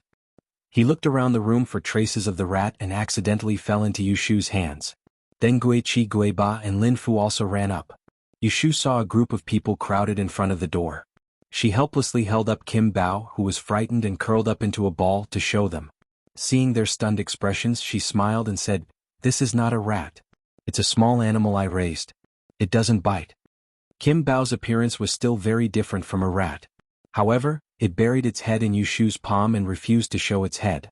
Several people in front of the door stared at each other. They couldn't believe that a girl like Yushu would raise a rat to play. Yushu was worried about how to explain when Shui Rui came. "What are you all doing here?" "Gongzi." The people in front of the door dispersed to the two sides, revealing Shui Rui's figure. The weather was warm today, and he was wearing a bamboo cardigan with a round collar. Inside he was wearing a tight-fitting robe with a blue satin belt tied around his waist. His figure was healthy and charming, and he seemed to have the temperament of a scholar. Kim Bao scared him. Yushu helplessly pointed at Kim Bao in her hand for him to see. Shui Rui understood and said to the people on the side, "This is Miss Lotus's pet. It's not a rat. It's clean. Don't make a fuss when you see it in the future. Okay, clean up the things on the ground. Don't stab someone." After Shui Rui spoke, the people in front of the door dispersed. Lin Fu asked Gui Qi to help Xiao Dai clean up the broken cups on the ground. He served tea and fruits and then left. After a small commotion, Yushu and Shui Rui sat down in the study and talked about what they talked about yesterday morning. Shui Rui asked, "You said you have something to tell me about this restaurant's accounts. What is it?" Yushu said, "Answer my two questions first. I'll tell you. Don't think I'm smart." Seeing that she was keeping him in suspense, Shui Rui was even more interested. He said, "Ask." Yushu looked outside the door and said, "What's the background of the people you hired in Wangjilu? For example, that shopkeeper Lin. Did you pick him from the residence or did you hire him?" Shui Rui understood the meaning behind her words. He wasn't afraid to tell her, "Lin Fu is a servant of our Shui family. He was originally doing some business outside. He was specially sent here for me to open this restaurant. He's a trustworthy person." "If you say it like that, I know." Yushu was originally worried that this Lin Fu was using buying to fill his own pockets. But after listening to Shui Rui's words, she knew that she was worrying too much. She put this aside and asked, "Are you going to make one copy of this restaurant's account book or two copies?" When Shui Rui heard this, he was surprised at first. Then he smiled. His eyes looked at her. He didn't answer but asked back, "You know that there are two accounts in business." Chapter 266. Yushu and Shui Rui made it clear that this account book was the inside story. In order to avoid heavy taxes from the government, there were two accounts, one for external purposes and one for internal purposes. I did some calculations the other day.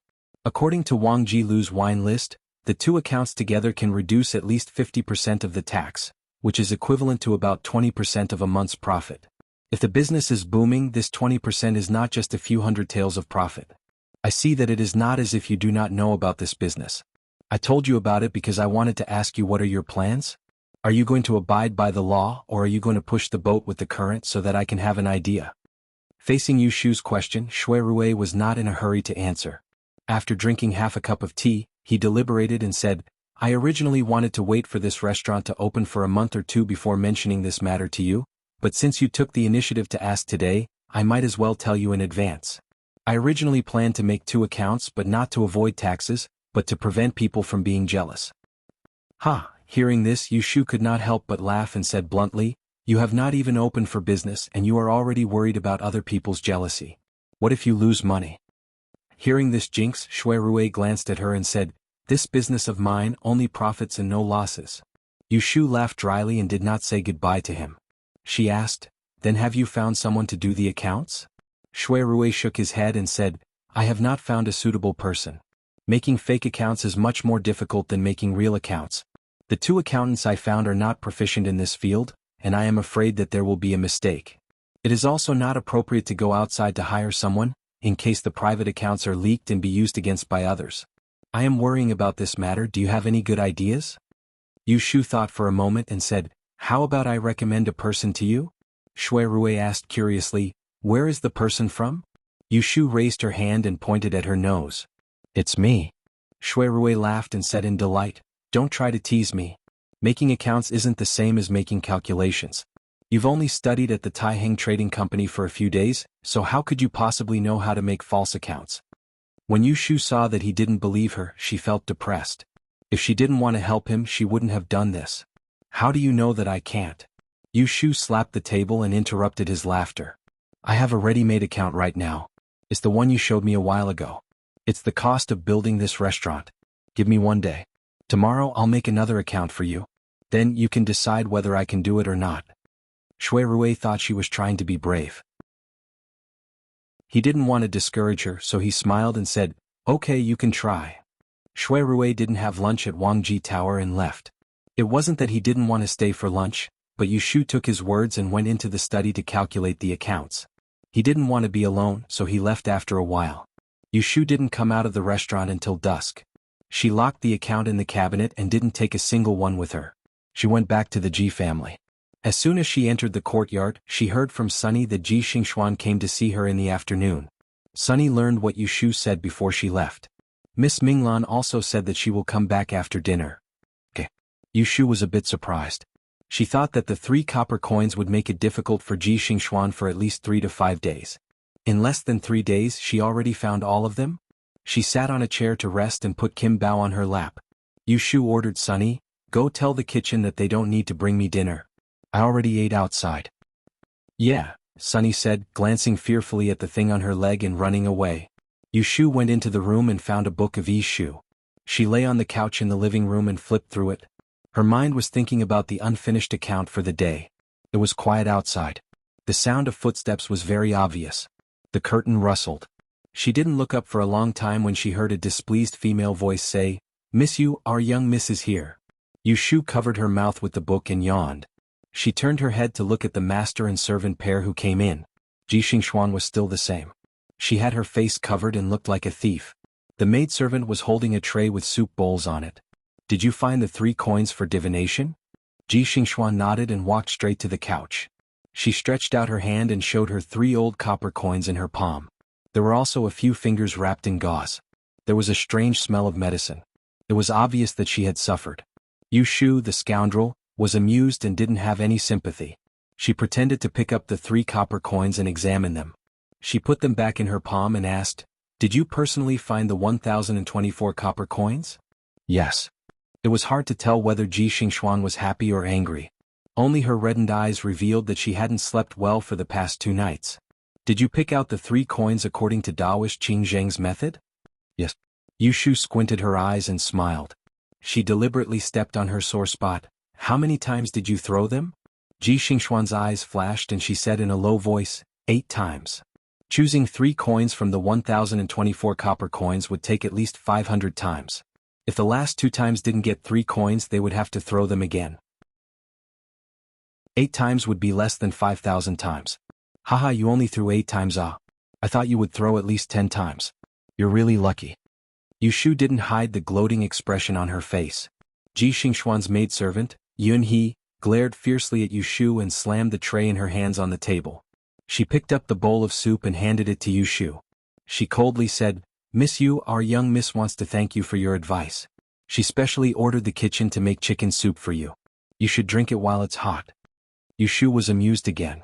She looked back and forth between the bowl of chicken soup and Ji Xingxuan and thought, what kind of show is this? Is she repaying evil with good?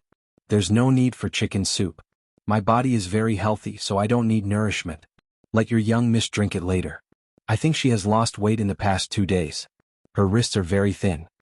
As Yu Shu spoke, she reached out and pinched Ji Xingxuan's wrist. She clicked her tongue twice. Ji Xingxuan calmly broke free and said, I found the divination money. You should continue to teach me. Yu Shu said, of course I'll teach you. Tonight I'll first teach you how to make a divination. This is the first step of the 6 lines divination technique. Ji Xingxuan saw that she was lying on the horizontal couch with no intention of getting up, so she asked Yunhe to bring a stool and sit beside her. Yu Shu looked at her and didn't say anything. In any case, she had been happy today. She put the book in her hands to the side, put on a serious expression and said to her while lying down, the 6 lines divination technique is different from the other copper coins. It needs to be thrown 6 times in a row to get the divination. The 3 divination coins all have 2 sides. When you throw one back up, it's recorded as single, which is called Xiaoyang. When you throw 2 back up, it's recorded as open, which is called Xiaoyin. When you throw 3 back up, it's recorded as heavy, which is called Old Yang. When you throw 3 back up, it's recorded as cross, which is called Old Yin or Taiyin. At this point, Yu Shu suddenly stopped and asked Ji Xingxuan, did you remember what I just said? Ji Xingxuan nodded. Yu Shu waved her hand and said, repeat it. Ji Xingxuan repeated what she said. She didn't say that every word was correct, but the key points were all there. Yu Shu nodded with satisfaction and said, that's right. Don't make me repeat the next sentence twice. Next, there are 8 parts to the universe. The first 6 lines divination is also divided into 8 types. According to the 6 times you throw each time, they are 3 consecutive, 6 broken, yang meng, overhand bowl, middle empty, middle full, upper flaw, and lower broken. This 3 consecutive means that 3 out of the 6 times you throw 6 times in a row are single, which makes it Qian hexagram. These 6 breaks were 3 times to get the earth hexagram. This yang meng was the first single time. The second and third times were the Zhen hexagram.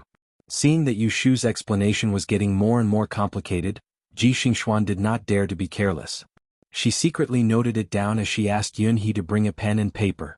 Then, she brought over a coffee table and hurriedly jotted it down on a piece of paper. After Yu Shu explained the method of the 6 lines divination once, she stopped and asked her, what I just said, repeat it. Ji Xingxuan repeated it once. Occasionally there would be 1 or 2 mistakes, but Yu Shu would interrupt her, point them out and correct her. Once or twice, Ji Xingxuan couldn't help but look at her in a different light. At the end of her explanation, Yu Shu asked for the piece of paper that Ji Xingxuan used to record it down. She scanned it and handed it to her, saying, practice makes perfect. When you go back, throw all 8 types of divination 200 times, then come back to me. Hearing this, Ji Xingxuan, who had just started to look at Yu Shu in a different light, suddenly stopped. Yunhe said unhappily, are you purposely making things difficult for our miss? Can't you see that her right hand is already injured? How can she continue tormenting it? Yu Shu said coldly, if your right hand is injured, then use your left hand. It's up to you whether you want to throw or not. It's not like I'm the one learning. I'll say the unpleasant things first. When I first learned the 6 lines, Daoist Qingzheng made me throw more than 10,000 times before he started to teach me properly. What she said was true. It was just that she had thrown chess pieces and not copper coins. Ji Xingxuan looked at her expression and felt that she was not lying. She hesitated for a moment, then nodded and said, I'll throw. Yu Shu yawned and sat up from the couch. She put on her shoes, took her book and silently went to her bedroom. With a bang, she closed the door and went to sleep. No wonder she's a concubine's daughter. She doesn't have a good upbringing, Yunhe muttered and turned her head to say to Ji Xingxuan, young miss, let's go back. Ji Xingxuan put away the recording paper and stood up. She glanced at the cold chicken soup on the table and said to her, pour it. Yes. Yunhe's eyes flashed with disappointment. She put the soup bowl on the tray and carried it away. After the master and servant left the small courtyard, Yunhe asked, young miss, didn't you make an appointment with Miss Xia Jiang to visit her tomorrow? It wasn't easy to find the divination money these past 2 days, but that lass is making things difficult for you. Are you still going out tomorrow? Ji Xingxuan said, we can put aside the matter that Miss Yu asked us to do for now. We must go to Xia Jiang's residence. Oh. As they walked through the garden, Ji Xingxuan suddenly turned her head and asked, what did you secretly put in the chicken soup? Yunhe paused and then stuck out her tongue saying, it's not much. It's just a little laxative that will make her have diarrhea for 3 days. It's for young miss to vent her anger. Who knew that she wouldn't drink it? Ji Xingxuan shook her head, don't do this next time. Don't delay serious matters. Chapter 267. Ji Xingxuan woke up early in the morning and took a sedan chair to the Xia family's guest house. After the guard announced her arrival, she was invited to the West Garden reception hall to wait for tea. Ji Xingxuan sat on a round chair with her hands on her knees. Her fingers, which were wrapped in white muslin, held a tong bao between her fingers. She gently rubbed it against her fingers. It was hard to tell what she was thinking. As soon as she heard the voices outside, she raised her head and saw a beautiful figure walk in from the side of the wide-open vine-patterned door. It was a young girl of about 16 years of age. Her features were delicate and beautiful. Her black hair was curled into a graceful style. She wore a yellow dress with a butterfly gown. "Sister Xingxuan, it rained for a while this morning. I thought you wouldn't come." The girl spoke in a crisp voice. There was a hint of coquettishness in her voice that made one's heart ache. Ji Xingxuan put the tong bao into her sleeve and stood up. She smiled and said, "How could I not come when I have an appointment? Min, are you feeling better?" The young girl who had just entered the door was none other than the fifth daughter of the Xia family, Xia Jiangmin. "The weather has been warm these past 2 days. I feel much better." Xia Jiangmin smiled as she walked over and intimately held onto Ji Xingxuan's arm. She led her up and down the short couch at the head of the hall. She saw the muslin on her hand and quickly raised it in front of her face. She asked in surprise, "What happened to your hand?" "I was playing the zither the day before yesterday.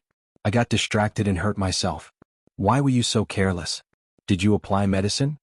Xia Jiangmin asked a few more questions out of concern. Ji Xingxuan cleverly changed the topic.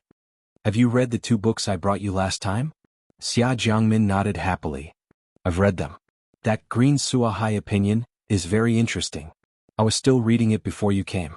I haven't been feeling well recently. Father wouldn't let me go out. Thank you for bringing me books to relieve my boredom. I'm glad you like them. I still have 2 more volumes. I'll give them to you after you've finished them." "That's great." The 2 girls chatted for a while. After a pot of tea, Xia Jiangmin couldn't sit still anymore. She suddenly pulled Ji Xingxuan's sleeve and said, "Sister Xingxuan, I've been cooped up at home for a long time. I want to go out for a walk. Can you accompany me?" Ji Xingxuan hesitated. "Didn't Mr. Xia Jiang forbid you from going out?" Xia Jiangmin hurriedly said, "Father doesn't allow me to go out alone. I have recovered from my illness. With you accompanying me he will definitely agree, okay?" Ji Xingxuan smiled warmly and nodded her head indulgently. Xia Jiangmin cheered and pulled her to see her father. After asking for instructions, Xia Jiang's father agreed. He entrusted a few words to Ji Xingxuan and asked someone to prepare the sedan chair. As soon as they left the gate of the guest house, Xia Jiangmin's face was obviously much brighter. Ji Xingxuan asked her where to go. Xia Jiangmin scratched her chin and suggested, "There's nothing interesting in the north of the city. Let's go to the south of the city. I know a tavern that sells rice wine. It's very delicious. I'll take you there to have a taste." "Okay." Ji Xingxuan didn't feel disappointed. So the 2 sat on the sedan chair and went to the south of the city. Inside the sedan chair, Xia Jiangmin fumbled in her sleeve for a while. She took out a sealed letter, brushed it and put it back. Speaking of which, Yu Shu had boasted in front of Shui Rui yesterday that she was going to make a fake account book for him to take a look. This morning, when she arrived at the building of forgetting machines, she continued to make fake accounts like she did yesterday. Shui Rui showed up at Wang Jilu during lunch. Yu Shu was called to his study downstairs by Xiao Qing. When she entered the door, she stuffed an account book into his hand. She took the tea from Xiao Qing and leisurely sat on the side waiting for him to read it. "It's done so quickly?" Shui Rui opened her new account book with a joking mind. After flipping through 2 pages, he couldn't laugh anymore. Gradually, his face revealed a little surprise. After he finished reading the account book that was less than half written, he couldn't help but admit that she had some skill in accounting. If he hadn't seen the actual account book before, he would have thought that the book in his hand was the cost of building Wang Jilu for 2 months. However, the total amount was wrong by more than half. He really didn't know how she managed to stuff such a large amount of money into it. Yu Shu waited for him to flip to the last page before she confidently said, "In fact, there are only 3 ways to fabricate an account. Conceal, coax, and cheat. Conceal the income, coax the cost, and cheat the outsiders. The most important thing is to know how to make a fuss about the cost. If this fuss is done well, then outsiders won't be able to tell the truth. I'm doing this account book purely to coax the cost. As for the income, I'm just adding it in to show you what it looks like. If you think it's good, then rest assured and leave this matter to me. When the restaurant opens, I'll make another account for you to look at in the first month. At that time, you can decide if you want to use it or not." Shui Rui silently put down the account book and turned to stare at her. Yu Shu felt uncomfortable being stared at by him. She frowned and said, "Why are you looking at me?" "I'm looking at what's in your head. Tell me, is there anything you don't know?" Shui Rui joked. "Ah." Yu Shu laughed and waved her hand. "I don't know much. I'm just proficient in one skill. It's just a change in form but not in substance." Shui Rui heard her modest words, but looking at her arched eyebrows and curved eyes, it was clear that she was proud of herself. He found it very interesting, so he didn't expose her. Instead, he straightened his expression and asked, "If the actual accounts and details are handled by 2 accountants, and you're only responsible for the fake accounts, how much time do you have to spend on this every month?" Yu Shu thought for a moment and said, "If you want me to do it, I'll sort it out every 10 days. At most, I'll spend 3 days a month to finish it." Shui Rui saw that her tone was relaxed. After thinking for a moment, he said, "All right, I'll leave this matter to you. You just need to show me the fake accounts. In the future, I'll reward you every month." Yu Shu frowned and said, "It's my duty. What reward do I need? It's not like I'm not getting paid. It's 80 taels a month." Originally, she had good intentions. If she took his benefits, it would seem like she wanted something from him. Shui Rui shook his head and said, "One matter is another. I didn't invite you here for you to do the accounts." Yu Shu blurted out, "I'm also not doing the accounts for your reward." Hearing this, Shui Rui's eyes flickered. He put one arm on the tea table between the two of them and asked her with a smile that wasn't a smile, "Then why are you doing this?" "Of course it's because..." Halfway through her words, Yu Shu suddenly stopped. For some reason she felt that the words she was about to say would sound weird. She swallowed back the words, "I miss you," and said with a displeased expression, "Why do you have so much nonsense to say? I don't want it, so I don't want it. In any case, I won't be working here for more than a few months. We agreed on the deed. After the grand examination's results are released, if I'm chosen by the Imperial Historian's Library, I won't be working here anymore. At that time you can find whoever you want. I don't care about you." As soon as the words left her mouth, Yu Shu knew that she had gone overboard. Seeing that the smile on Shui Rui's face had faded, it was too late for her to take back her words. She awkwardly picked up the teacup and took a sip. Before she could taste the flavor, she heard Shui Rui say, "I know. Go ahead and eat." "You're not eating?" Was he angry? "I still have something to do later. I won't stay." Oh. Sure enough, he was angry. Knowing that she had been kicked out, Yu Shu resentfully stood up. When she walked to the door, she realized that she was still holding the teacup in her hand. She braced herself and went back to put it down. At the same time, she stole a glance at Shui Rui. When she met Shui Rui's eyes, he looked at her openly, but his face was not as gentle as before. "Is there anything else?" "No, nothing." Yu Shu gloomily walked away. She didn't understand why he was angry. She was just too quick with her words, but she didn't say anything wrong, right? Shui Rui looked at the figure in front of the door and raised his hand to rub his faintly aching forehead. He secretly told himself not to lower himself to her level or else he would be angry in the future. On the 6th day of the Chinese New Year, the 2 tailors were called over by Shui Rui on the 9th day of the Chinese New Year. After eating lunch, Yu Shu saw the tailors. First, they measured the figure, shoulder collar, chest, waist, back and legs. Then they took out a picture book to choose a style for Yu Shu. Both of the books were for spring. There was also a small box of cloth samples. Now that Yu Shu was a little rich, she was willing to spend some time on the appearance. So, she carefully looked through the books, but she couldn't close her eyes. When she reached the last page, her eyes suddenly lit up. She pointed to the clothes of the little person in the picture and said to the tailor, "I think this is good." The tailor came forward and looked at the picture. They looked at each other and honestly said, "Miss, this style of clothing was made in the early years. It was specially made for young ladies who like to wear men's clothing when they go out on horseback. Nowadays it is no longer popular. If you want to wear it when you go out on horseback, the first few pages have a nice skirt and a butterfly shirt. Can I show you?" The clothes in the picture were indeed modified from the Hu style. The lapel was facing the front, the shirt was knee-length, the pants were tight, and the boots were hooked. It looked very valiant. If there was a flaw, it was not as delicate as a woman. It looked too capable and experienced. Yu Shu didn't care what the tailors said. The more she looked at it, the more she liked it. In addition, she originally planned to buy a horse and learn how to ride it. So, she immediately decided to make 3 sets of clothes in different colors. She asked the tailors to write down the parts that needed to be changed one by one. Later, she added 2 sets of formal skirts and embroidered shoes. Then she asked the tailors to pay. Shui Rui must have taken her face into account, so he didn't pay for her in advance. Yu Shu had already prepared cash. She happily went into the room and took out 2 silver ingots as a deposit. As for the rest, she will get it when the clothes are ready. Before she left, she didn't forget to ask the tailors to bring back a few picture books for boys so that she could pick some clothes for Yu Xiaoxiu. When she returned to the Ji mansion that night, Yu Shu first went to see Aunt Shui. She gave her 2 silk flowers that she bought on the street. She wanted to make her happy on behalf of Yu Xiaoxiu, but Aunt Shui asked her where she got the money. Yu Shu knew that this woman was sharp. If she dared to let her know that she had money, she wouldn't know what she would do. So she said that it was given to her by Zhao Hui. Aunt Shui knew that Yu Xiaoxiu was now living in someone else's house. 2 days ago, she heard from Yu Shu that Yu Xiaoxiu had a godmother. So she didn't give Yu Shu a good face. You're lucky to know your mother. That person casually gave you a dime or two and you can't tell the difference between north and south. You're their daughter for nothing. Seeing that she didn't know what was good for her, Yu Shu was too lazy to reason with her. She put down the things and left. Aunt Shui was so angry that she scolded her behind her back, but Yu Shu turned a deaf ear. Chapter 268. In the blink of an eye, it was the 14th day of the first lunar month. Yu Shu left the Ji family early in the morning. The day before yesterday, when she went to Dr. He to get the medicine, she was told by Zhao Hui that she should go there earlier today because they wanted to celebrate her birthday 1 day earlier.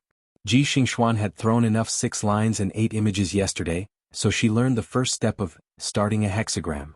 Yu Shu then taught her the installing hexagram of the 6 lines, but she only talked about the 2 steps of Najia and Shering. She didn't explain the other 2 steps of using the hexagram palace and using the spirit. This time, Yu Shu didn't let her throw a copper coin, so she taught her half-baked skills. She told Ji Xingxuan to go back and install 200 hexagram and find something for her to do to free up a few days of free time. From afar, Yu Shu saw Yu Xiaoxiu standing in front of Zhao Hui's house waiting for her.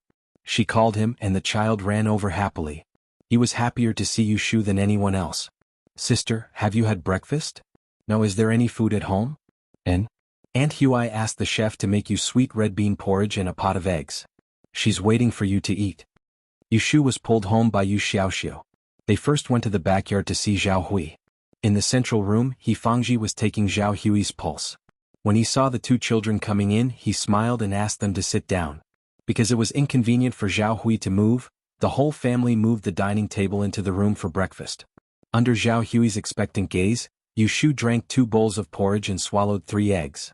There was a saying in the De and dynasty that boys didn't know their birthdays, but unmarried daughters had to drink sweet bean porridge on their birthdays to symbolize a happy marriage in the future. Boiled eggs in the middle of the night symbolized having many children, and the more they ate, the better. After breakfast, Zhao Hui sent He Fangji and Yu Xiaoxiu out. She had Yun Do bring a new set of clothes out from the room and pulled Yu Shu to her side. The darker blue cloth matched Yu Shu's skin that wasn't too pale.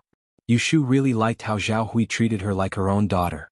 She sweetly said, "Thank you, godmother." Then she carried the new clothes into the room to change.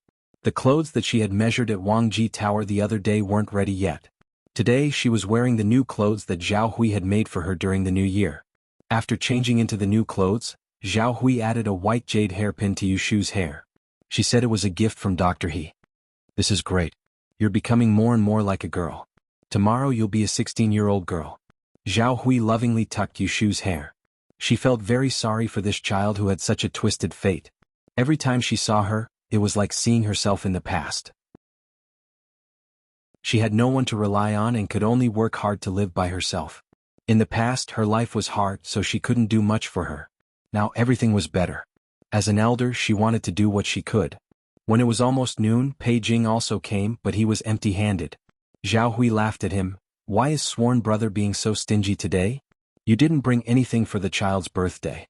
Did you only bring a mouth?" Pei Jing laughed. "Who said I didn't bring a gift? Isn't this the one?" As he said this, he took something from the back of his waist and handed it to Yu Shu. "Take this. Don't say that uncle doesn't treat you well. I put in a lot of effort for this gift." What was handed to Yu Shu was a slender horsewhip wrapped in red leather. When Yu Shu saw it, she was confused. He Fangji and his wife also didn't understand. Yu Xiaoxiu was the smart one.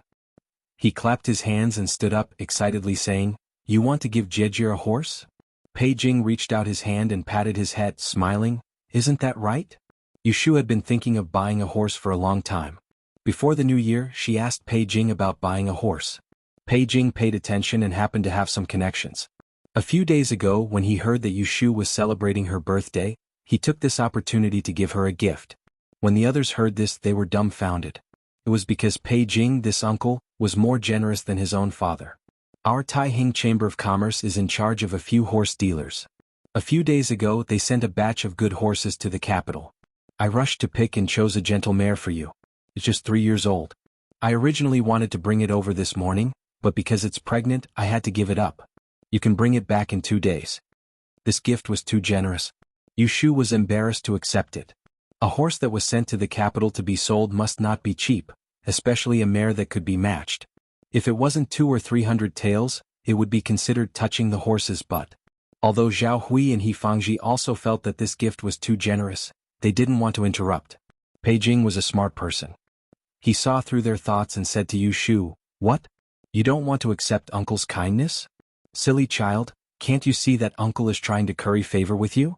When the Dian rankings is released, there will be many people fighting for a great fortune teller of your age. At that time, uncle won't be able to curry favor with you even if I want to. Isn't it better to do it early?" When Yushu heard this, she immediately smiled. She didn't know Pei Jing's character. Even if what he said was true, the affection in his words was not fake. If she continued to refuse, it would seem that she was not magnanimous enough. "Thank you, uncle." "Ah, that's right." Seeing that they were willing, Zhao Hui didn't interrupt. Yu Xiaoxiu was the happiest. He sat next to Pei Jing and kept asking about the horse. Yundo went to the kitchen to take a look and came back. She told them that the food was ready. He Fangji looked at the sun outside and asked Yushu, "Why haven't I seen shopkeeper Chow yet? I didn't say the wrong date, right?" In order to give Yushu a lively birthday, Zhao Hui wanted to invite more people. However, there were not many people in Enling. After thinking about it, there were only a few. She invited Pei Jing and waited for Yushu to invite Chao Zixin. "Tell him it's today." Yushu stood up and looked outside. "You guys go to the living room first, I'll go out and take a look." After paying the bill on the 9th day, Yushu didn't see Shui Rui for a few days. Wang Jilu will officially open tomorrow. Shui Rui just showed up at the restaurant yesterday afternoon. He came in a hurry, told Lin Fu a few things and then left in a hurry. Yushu only had time to say a few words to him. One was to say hello, the other was to say that she invited him to come on the 14th day of her birthday at Zhao Hui's house. Shui Rui agreed to be there. But now it was almost time for lunch and he still hasn't appeared. Yushu waited outside the door for a while. She saw a shadow of a horse running from the street. The person who stopped in front of the door was Lao Chue, who usually drove the carriage. He panted and called Yushu, then greeted, Greet Miss on your birthday." Yushu saw that he came alone and guessed that Shui Rui had something to do and couldn't come. Sure enough, Lao Chue panted and said, "Eldest young master asked me to bring a message. He can't come today, so Miss don't have to wait for him." Yushu was a little disappointed, but she didn't show it. "I know, Lao Chue, come in and sit. The food is ready. Join us and have some fun." "Miss is kind, but I still have something urgent to do."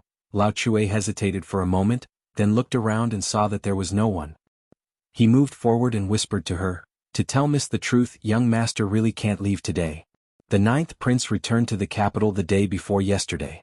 This morning he received the order from Guifei to leave the palace to meet his relatives. Everyone in the family is here to welcome him." This inside story stunned Yushu. The 9th prince? Which one? Also, eldest young master told Miss to go to Wangjilu as early as possible tomorrow. "You can't be late. I will leave now, you can go in." Lao Chue hurriedly left after bringing the message.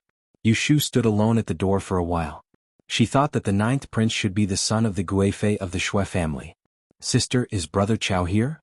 Yu Xiaoxiu's voice sounded behind her. Yushu stopped thinking, turned around and walked towards the courtyard. "No, Lao Chue just came to bring a message. He can't come today." Yushu stayed at Zhao Hui's house until the afternoon. Zhao Hui wanted to ask her to stay for dinner, but Yushu found an excuse to decline. Zhao Hui was afraid that she would be late, so she didn't ask her to stay. She packed a few eggs, a box of mooncakes and a pot of rice wine for her to bring back to Aunt Chui. Yu Xiaoxiu walked Yushu out of the house. He stopped at the street corner, took out a small bag from his arms and handed it to her shyly. "Here you are. Oh, you also prepared a gift for me? Yushu took it with a smile. There seemed to be some strips in the bag. When she opened it, she didn't expect it to be 5 or 6 polished charcoal pens.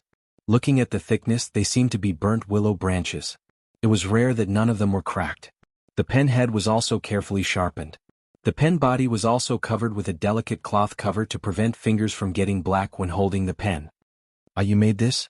Seeing the surprise on Yushu's face, Yu Xiaoxiu shyly said, "In the beginning I burned a lot, but it wasn't good, so I asked Uncle He for help." The cover was sewn by Yun Do. "I know you don't like to use a brush and your writing is slow, so it's fine to use this occasionally. Big sister, don't always study late at night. Go to bed early. Uncle He said that staying up late is not good for your health." Hearing this, Yushu's heart was greatly comforted and she almost cried. She felt that the bag of charcoal briquettes in her hand was the best gift she had received today. She wouldn't exchange it for 10 horses. Yushu couldn't help but hug Yu Xiaoxiu and said, "Good little brother, big sister really likes the gift you gave me. I will use it well." Yu Xiaoxiu was hugged by her in the middle of the street. He awkwardly twisted his body and said, "You should quickly learn how to use the brush. How can my writing be seen?" Yushu giggled and patted his shoulder. She let go of him and promised, "Tomorrow I will buy a calligraphy book to practice." The siblings cuddled for a while more before saying goodbye. Yu Xiaoxiu waited until Yushu disappeared at the corner of the street and turned back. Yushu, on the other hand, changed direction at the next street. Taking advantage of the daylight, she walked towards the south of the city. Along the way, she passed by the market and entered a few shops. She carried more and more bags, big and small, in her hands. By the time she returned to Xing Street, she could no longer carry them all. She walked into the alley with familiarity and stopped in front of a tightly locked courtyard door at the end of the alley. There was no one around, so Yushu took the key from her neck with one hand and opened the door. She pushed the door open with a squeak, then closed the door with a backhand and unlocked the latch. The small courtyard that had not been lived in for a long time was cold and cheerless. Yushu went into the big house and put down the bags. She choked on the dust and waved her hand in front of her nose. She frowned. Tomorrow Jingchen would be back, so she had to clean up the place first. Chapter 269. The 15th day of the first month, the Lantern Festival, was also a good day for the opening of Wangji Lu. Early in the morning, there were signs in the Ji residence. The lanterns in the garden were all replaced with a new cluster of bright red, indescribably festive. Even outside the small courtyard where Yushu lived, there were 2 lanterns hung to match the occasion. Yushu left after leaving a message. She had a lot of things to do today. First, Wangji Lu opened at noon. She didn't know how long she would be busy. In the evening, she still had to pick up Yu Xiaoxiu to accompany Aunt Chui for the festival. If she had time, she wanted to go to Huixing Street again. Maybe Jingchen would come back tonight or tomorrow morning. Horse Street was crowded today. The tea houses and shops on the nearby streets all opened today as if they had made an appointment. On the 3rd day of the Lunar New Year in Anling City, the night was not allowed, the peddlers were not allowed, and the noise was not allowed. The small merchants and peddlers from the south of the city all wandered to the north of the city. Stalls were set up one by the roadside. All kinds of colored lanterns were hung out. There were also people making glutinous rice balls and selling sugar figurines. At this time there was not much noise, but it would be more lively if the lanterns were lit at night. Yushu deliberately passed by the front door of Wangji Lu. She was not surprised to see that there was a long horizontal plaque made of red silk on the elegant door outside the building. It was decorated with colorful flowers and attracted a lot of attention from passers-by. However, the door was not opened. Going around the back door, it was a mess. The originally empty backyard was filled with sundries. Lin Fu was instructing Gui Lu and a few temporary hired helpers to carry things up and down. When they saw Yushu, they all put down what they were doing and greeted her. Yushu motioned for them to continue working, then turned around and entered the kitchen at the back of the building. Xiuqing and 2 cooks were preparing the desserts that would be used today. There were 7 or 8 steamers on the 2-foot-long stove, and white steam was rising from them. In the front building, the tables and chairs were orderly. There were 15 to 16 jars of old wine behind the counter. Xiaodai and Xiaoqing were pasting colored paper on the stairs. It was 7 feet high from the ground. There were nearly 100 colored lanterns hanging vertically and horizontally above their heads. They were all square holes made by the palace. Yushu knew that the small black and black words on them were puzzles. This was a gimmick for today's opening. Anyone who could solve the puzzles by picking up the lanterns would be exempted from paying for a table of food and wine. This move by Shui Rui was impressive. Both the front and back of the building were making final preparations for the opening at noon. Everyone was so busy that Yu Shu was the only one who was free. Seeing that there was nothing for her to do, Yu Shu went to the second floor. Yesterday she went to Zhao Hui's house for her birthday and left Kim Bao with Yu Xiaoxiu. She was afraid that it would run around when there were too many people today. Just as she took the account book and sat down at the desk, Xiaoqing knocked on the door. She said that the hot water was ready and asked her to take a bath and change clothes. She also said that the tailor sent the new clothes yesterday afternoon. Miss didn't come yesterday. The clothes were placed in the room next door. Let me bring them over for you to take a look.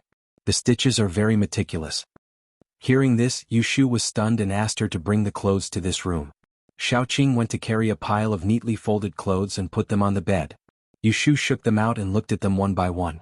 They were even more exquisite than the paintings that day. She couldn't help but like them. She asked Xiaoqing to send someone to bring the hot water up. She washed and changed her clothes. After taking a bath, Yu Shu sat in the elegant room. She wore a clean white undershirt and a cotton-padded jacket as she sat in front of the pear mirror. Her face was pink from the hot water. She didn't know if it was the effect of the pills she took these days, but the yellowish color on her face faded and her skin became smoother. Other people couldn't move their hands away, so Xiaoqing went to the back of the building to ask Madame Bai to comb her hair. Miss, how do you want to dress up? Madame Bai looked delicate and quiet. She spoke in a gentle voice. Yu Shu thought that she would be wearing Hu clothing later, so she said, let's do a simple and clean style. There's no need for too many buns. Madame Bai understood. She saw that there weren't many hairpins on the dressing table, so she used a comb to comb her freshly dried hair. She said, then let's tie it into a bun. I'll use a silk ribbon to tie a hairband for Miss and a white jade hairpin. You don't need to wear something like silver, red and emerald. You'll look good. Yu Shu didn't understand these things, so she casually agreed. She would only say that it was beautiful after her hair was tied up. Her facial features weren't exquisite, but she had a standard oval face. If she really followed the example of a noble young lady from a prestigious family, she wouldn't look good without the cloud and flower hairpin in her hair. Instead, she would naturally reveal her forehead and face. Her facial features were clear and she looked more elegant. She then changed into a pair of Hu clothing and short boots. She had a narrow waist and flat shoulders. When she stood in front of the mirror, she looked even more spirited. Her hands and feet were slender, and she was 3 points taller than a woman. Her facial features were bright, and she looked 3 points better than a man's. Xiaoqing held a teacup and stood on the side. She looked at Yu Shu and blushed slightly. Madame Bai also felt embarrassed to stare at Yu Shu for too long. She dabbed some black powder on her face and slightly fixed the shape of her eyebrows before excusing herself. At this time, someone spoke from outside the door. Miss, have you finished packing? Young master is here. Please go downstairs to see him. Yu Shu was rubbing the snake oil ointment on her hands when she heard Shui Rui's arrival. She replied, I'll go down now. Eldest brother, you're here. In the small hall downstairs, Shui Rui was listening to Lin Fu's report. When he heard the voice, he turned his head and saw the sunlight shining through the door. Yu Shu walked in looking neat and tidy. She wore a dark green brocade dress with narrow sleeves and a long lapel collar. The dress hung straight down to her knees, revealing a pair of thin magnolia trousers. The trousers were tightly tucked into a pair of small leather boots. With her back in the sunlight, her slender and tall figure could be seen clearly. Her fine black hair was tied up, her face was bright, and her eyebrows were strange. She looked like a noble lady who had walked out from the murals of the previous dynasty.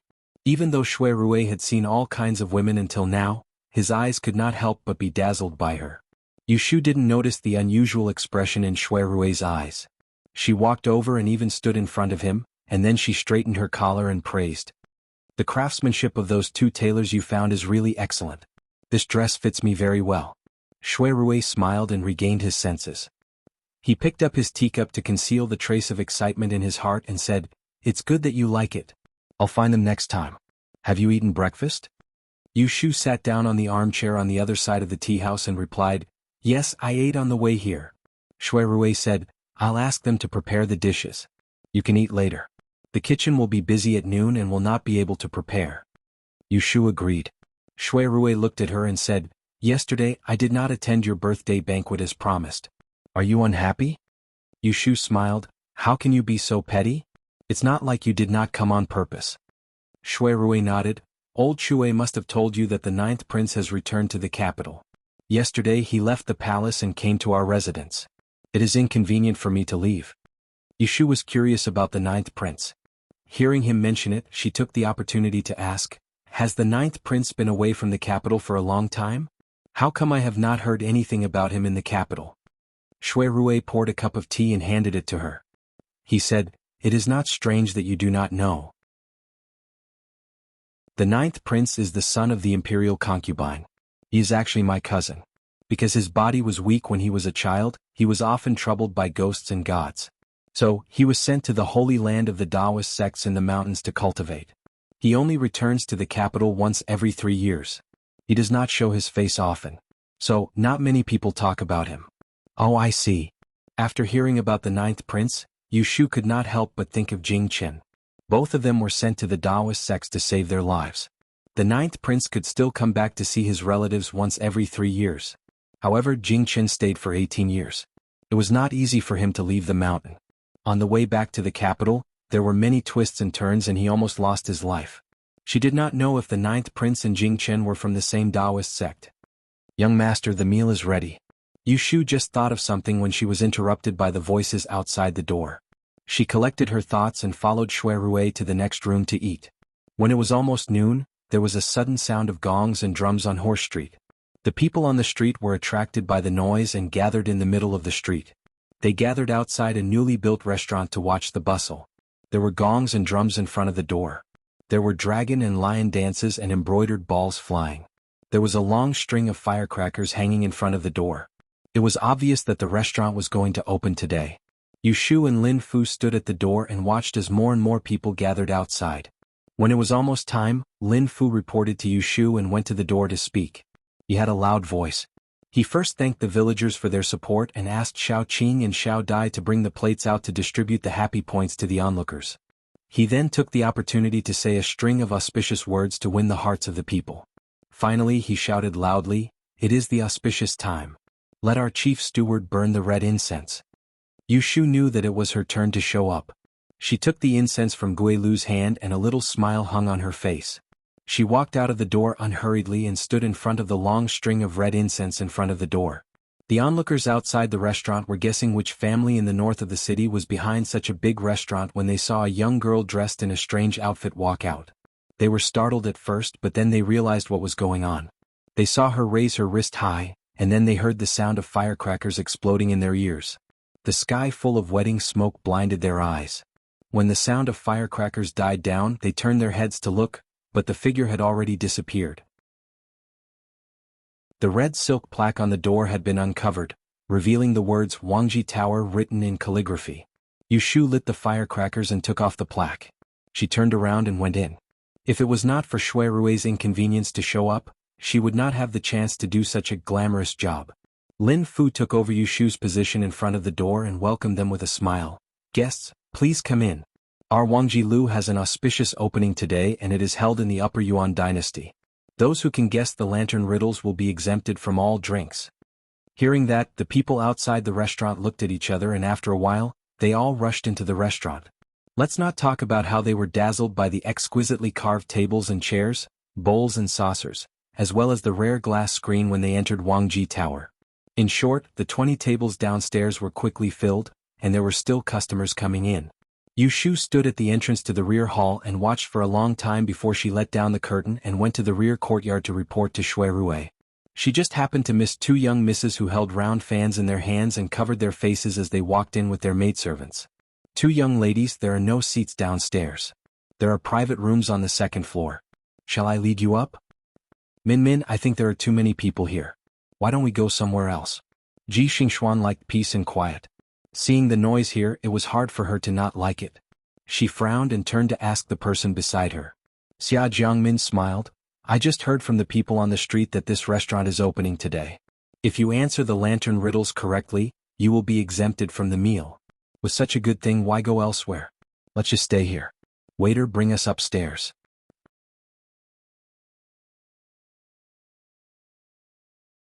Chapter 270. At this moment, Xia Jiangmin was depressed. Ever since Xia Jianghelang came to the capital, she had been confined to the guest house. She was not allowed to step out of the main door. With great difficulty, she endured until the new year, when Xia Jianghelang granted her permission to meet outsiders. On the 9th day of the new year, she went out with Ji Xingxuan and secretly ordered her personal maid to deliver a letter to Huixing Street. When she came back, she was told that the family had moved away before the new year. The worst news was that they had left the capital. Xia Jiangmin had nowhere to find them. After returning home, she choked for 3 days. If she was not afraid of being seen by Xia Jianghelang, Ji Xingxuan sent someone to invite her yesterday, she would not have the energy to go out.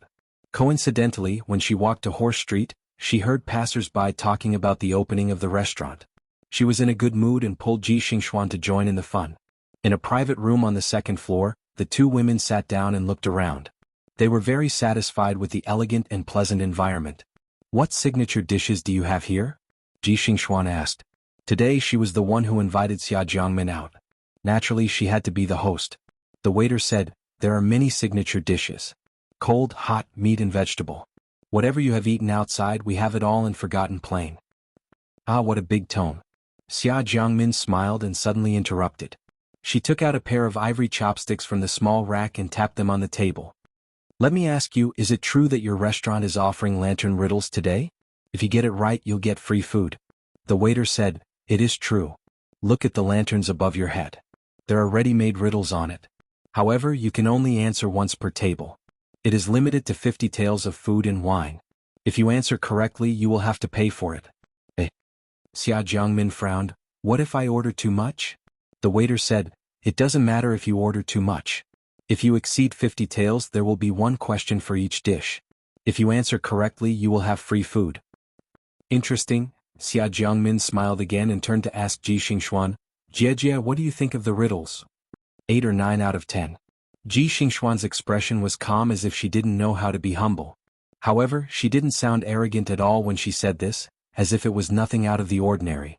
Xia Jiangmin's eyes brightened and she happily said, "Jie is awesome, I am also good at guessing riddles. Let's have a good meal today."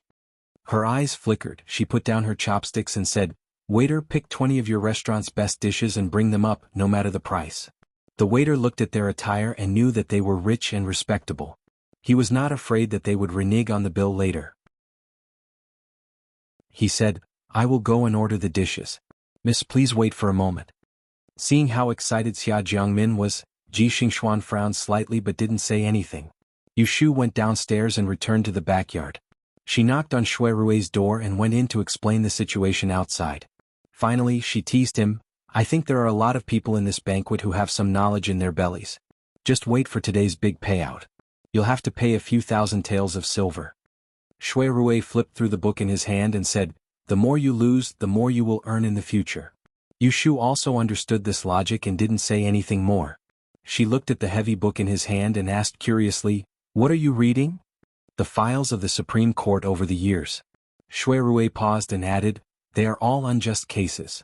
Yu Shu rested her chin on one hand and said with interest, "If you didn't mention it, I would have almost forgotten that you are an interrogator. Let me ask you, up until now, how many cases have you solved?" When Shui Rui heard this, he knew that she was a layman. He raised his head and looked at her with a smile, saying, "Most cases are handled by the Yamen and the Ministry of Justice. We, the Supreme Court, are in charge of the trial. Since I entered the Supreme Court, I have handled more than 10 cases, but when it comes to solving cases, I have only solved 2. "You mean you don't solve cases?" "That's not right. That time when someone died in the Taisher library, wasn't it your Supreme Court that investigated the case?" Speaking of this, Yu Shu couldn't help but think of the sisters of the Xia family. She felt pity for the young Xia Jiangying who died young. The speaker didn't mean it, but the listener heard it. Shui Rui said thoughtfully, "There are also situations like this. Every time there is a major case, the emperor will directly assign the Supreme Court to investigate. Speaking of which, that was the first case I tried, but in the end, Yu Shu knew that there was an inside story to Xia Jiangying's case. At that time, in order to solve Xia Jiangying's case, Shui Rui would look for her every 2 or 3 days and even suspected Xia Mingming. Later, for some reason, there was no news. On the day the case was solved, Shui Rui didn't appear in court. Instead, he was drinking at the tavern across the street and she met him. Hearing Shui Rui stop halfway, her eyes flashed and she deliberately said, Wasn't that case closed? Wasn't the demon who killed Xia Jiangying beheaded in the end? Shui Rui slowly nodded his head. That's right. Yu Shu still wanted to say something, but there was a knock on the door outside. Lin Fu's voice said, Gongye Shiziyi and Feng Gongzi are here. They have been invited to the private room on the second floor of the backyard. Shui Rui stood up, brushed his clothes and said to Yu Shu, let's go. Come with me to meet people and ask for help. The moment Yu Shu heard this, she knew that it was Shui Rui's group of nobles that had arrived. One of the reasons why she was persuaded by Shui Rui to come and help in this restaurant was because she wanted to get acquainted with the nobles of the upper class. Now she didn't have stage fright, so she stood up and followed him. There were actually 2 courtyards at the back of Wangji building. One was a building for guests to stay at night, and there was a small courtyard at the back for horses and maids to live in. Yu Shu and Shui Rui each occupied a private room in the backyard for resting on weekdays, and the rest were used to entertain guests. Unlike the private room at the front of the tavern, this guest room had a bed and quilt, and the hall was more spacious. It was not a problem to accommodate a dozen people. Shui Rui brought Yu Shu up to the second floor, and they walked along the fenced corridor to the end before they stopped outside the door of an elegant room. The 2 guards who were guarding the door were not from the Forgotten Mechanism Tower, but they recognized Shui Rui. They greeted him respectfully and allowed him to open the door. Shui Rui didn't even knock on the door and directly pushed it open. Yu Shu walked behind him. She heard the laughter inside, and then there was a succession of congratulations. Congratulations, Brother Rui, your tavern is finally open. Isn't it? I heard him say 2 years ago that he was going to open a good place, but who knew it would be delayed until now? There was no lack of women's chuckles in these words. Yu Shu took a step sideways and saw the group of people sitting on the big round table with brocade. She had seen almost all of them. Needless to say, Feng Xiaomiao was the youngest son of General Feng's family. The gentle-looking one was the young master of Grand Secretary Qi's family in Hanlin Academy. The one with narrow eyes was the only son of Count Zhongyong. Then there was Prince of Xiang's heir Lu Jiong. As for the other 3 girls, she had seen 2 of them at the gambling fair in Dinghua House, and the last one, if she was not mistaken, was the princess of Prince of Xiang's mansion. She had also seen her on the last day of the magical skills examination when she visited Prince of Xiang. In addition, there were 2 people she did not know, a man and a woman, sitting in the middle, especially the plain-looking young man, who was no more than 16 or 17 years old. Looking at his seniority, he sat even higher than Lu Jiong. This must be the 9th prince, Yu Shu thought. Isn't this Miss Lianfang? The one who first called out to Yu Shu was not Feng Xiaomiao, but that heir Lu Jiong. When everyone in the room heard his voice, they then turned their attention to Shui Rui, who walked in behind Yu Shu. Each of them had a scrutinizing look on their faces. Among the people at the table, there was a change in the expression on their faces for a moment, but it quickly floated back up. Shui Rui moved to the side and shielded Yu Shu with a hand to go forward and introduced her to everyone at the table. Since we all know each other, there is no need to introduce her. It's just that you people are full of evil tricks and love to cause trouble. Let me say something clear first, this is my younger sister. When I am not around and you all come, if you bully her when she is young and make fun of her, don't blame me for settling accounts with you later. His words sounded like a joke, but everyone at the table understood the meaning behind it. He wanted them to take care of her. In the blink of an eye, their faces became friendly towards Yu Shu. They put down their arrogance and greeted her with a smile, giving face to Shui Rui. However, there was also someone who disagreed and said with a smile, Brother Rui, they all know this young lady but I don't. I think that 9th brother who has just returned to the capital, also doesn't know her. Why don't you introduce us? Which family's daughter is this? She looks somewhat familiar. The one who spoke was Royal Princess Shiwen of Xiang Imperial Household. She was currently looking at Yu Shu with her head tilted. Her small face was white and rosy, and anyone who saw it couldn't help but like it. Shui Rui looked at her and was thinking about what to say when Yu Shu took over the conversation. She smiled at the unfamiliar youth and bowed to Royal Princess Shiwen, saying, Greetings, Your Highness, greetings, Royal Princess. I'm not the young miss of any family, I'm just a commoner. Your Highness, have you forgotten? I once met Your Highness at Dinghua Hall. My surname is Yu. Yu Shu understood that this Royal Princess Shiwen didn't know her, but she couldn't pretend that she didn't know the Royal Princess. In addition, the 9th prince was sitting on the side, so it was more appropriate for her to speak than for Shui Rui to speak for her. She wasn't stupid enough to think that she could really sit on the same level as this group of proud sons of heaven. She still had to have scruples. Seeing that she answered, Shiwen didn't have a place to say her prepared speech, so she turned her head to talk to the young miss next to Lu Jiong. The ninth prince seemed to be a man of few words.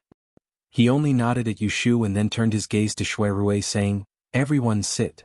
There were 2 empty seats on the table, but they were not together. One was next to the ninth prince and the other was next to Feng Xiaomiao. Shui Rui hesitated to ask someone to add another chair, but Feng Xiaomiao had already waved to Yushu and whispered to her, "Lotus room, lotus room." Yushu directly walked over and sat next to him. When Shui Rui saw this, he also sat next to the ninth prince. He looked up and saw that Feng Xiaomiao was covering his mouth with one hand. He didn't know what he was whispering to Yushu. What was Feng Xiaomiao talking to Yushu? In fact, it wasn't a big deal. It was just that during the examination of the strange techniques, Yushu went to Taisha Shu Garden to find him. She wanted to enter Prince Xiang's mansion through him, but Feng Xiaomiao suggested that she go to Shui Rui. In the end, Yushu didn't go there. "I'm sorry. If you said that you didn't plan to find Brother Rui that day, I would have taken you directly to Prince Xiang's mansion. I didn't delay your business, did I?" The young master of the Feng family was a temperamental person. If he was pleasing to the eye, he would do anything. If he was not pleasing to the eye, he wouldn't even say a word. Yushu sneaked into the treasure house of Taisha Shu Garden with him. When she heard that Feng Xiaomiao inadvertently mentioned his worries, she casually comforted him and solved the knot in his heart. Because of this, Yushu entered his eyes. When Yushu heard Feng Xiaomiao apologizing to her for that inexplicable matter, she had a better impression of him. She shook her head and imitated him to answer in a low voice, "No, later Shui Dage took me to see Xiang Wangye. How was your answer in that subject?" Chapter 271. Shui Rui and Yushu are accompanying a group of people in a private room at the back of Wangji Tower. Dishes and wine are served one after another. Lu Jiong thinks it's boring to just eat and drink, so he proposes to play a drinking game. He asks Shui Rui to bring 10 jars of wine over and change them into big cups. Feng Xiaomiao agrees. Seeing this, Shui Rui knows that this group of people wants to draw lots. He is not afraid of anything, but he has to take Yushu into consideration. Others don't know Yushu's background, but Shui Rui knows it very well. He thinks that she doesn't know a word before, but now she has to play with elegance. What's more, this group of people play without limits and she will get drunk. So he cleverly takes the lead before they make a scene. He asks someone to get the dice and coaxes this group of people to play dice token without using poetry. Some people are willing but some are not. They are all suppressed by Shui Rui's sneer. "You usually read the 4 books and 5 classics all day and recite poems, don't you find it a headache? Today if you want to play, let's play more relaxed. If not, let's play with luck. If you want to admit that you are unlucky, leave first. Otherwise, don't blame me for making you drink later."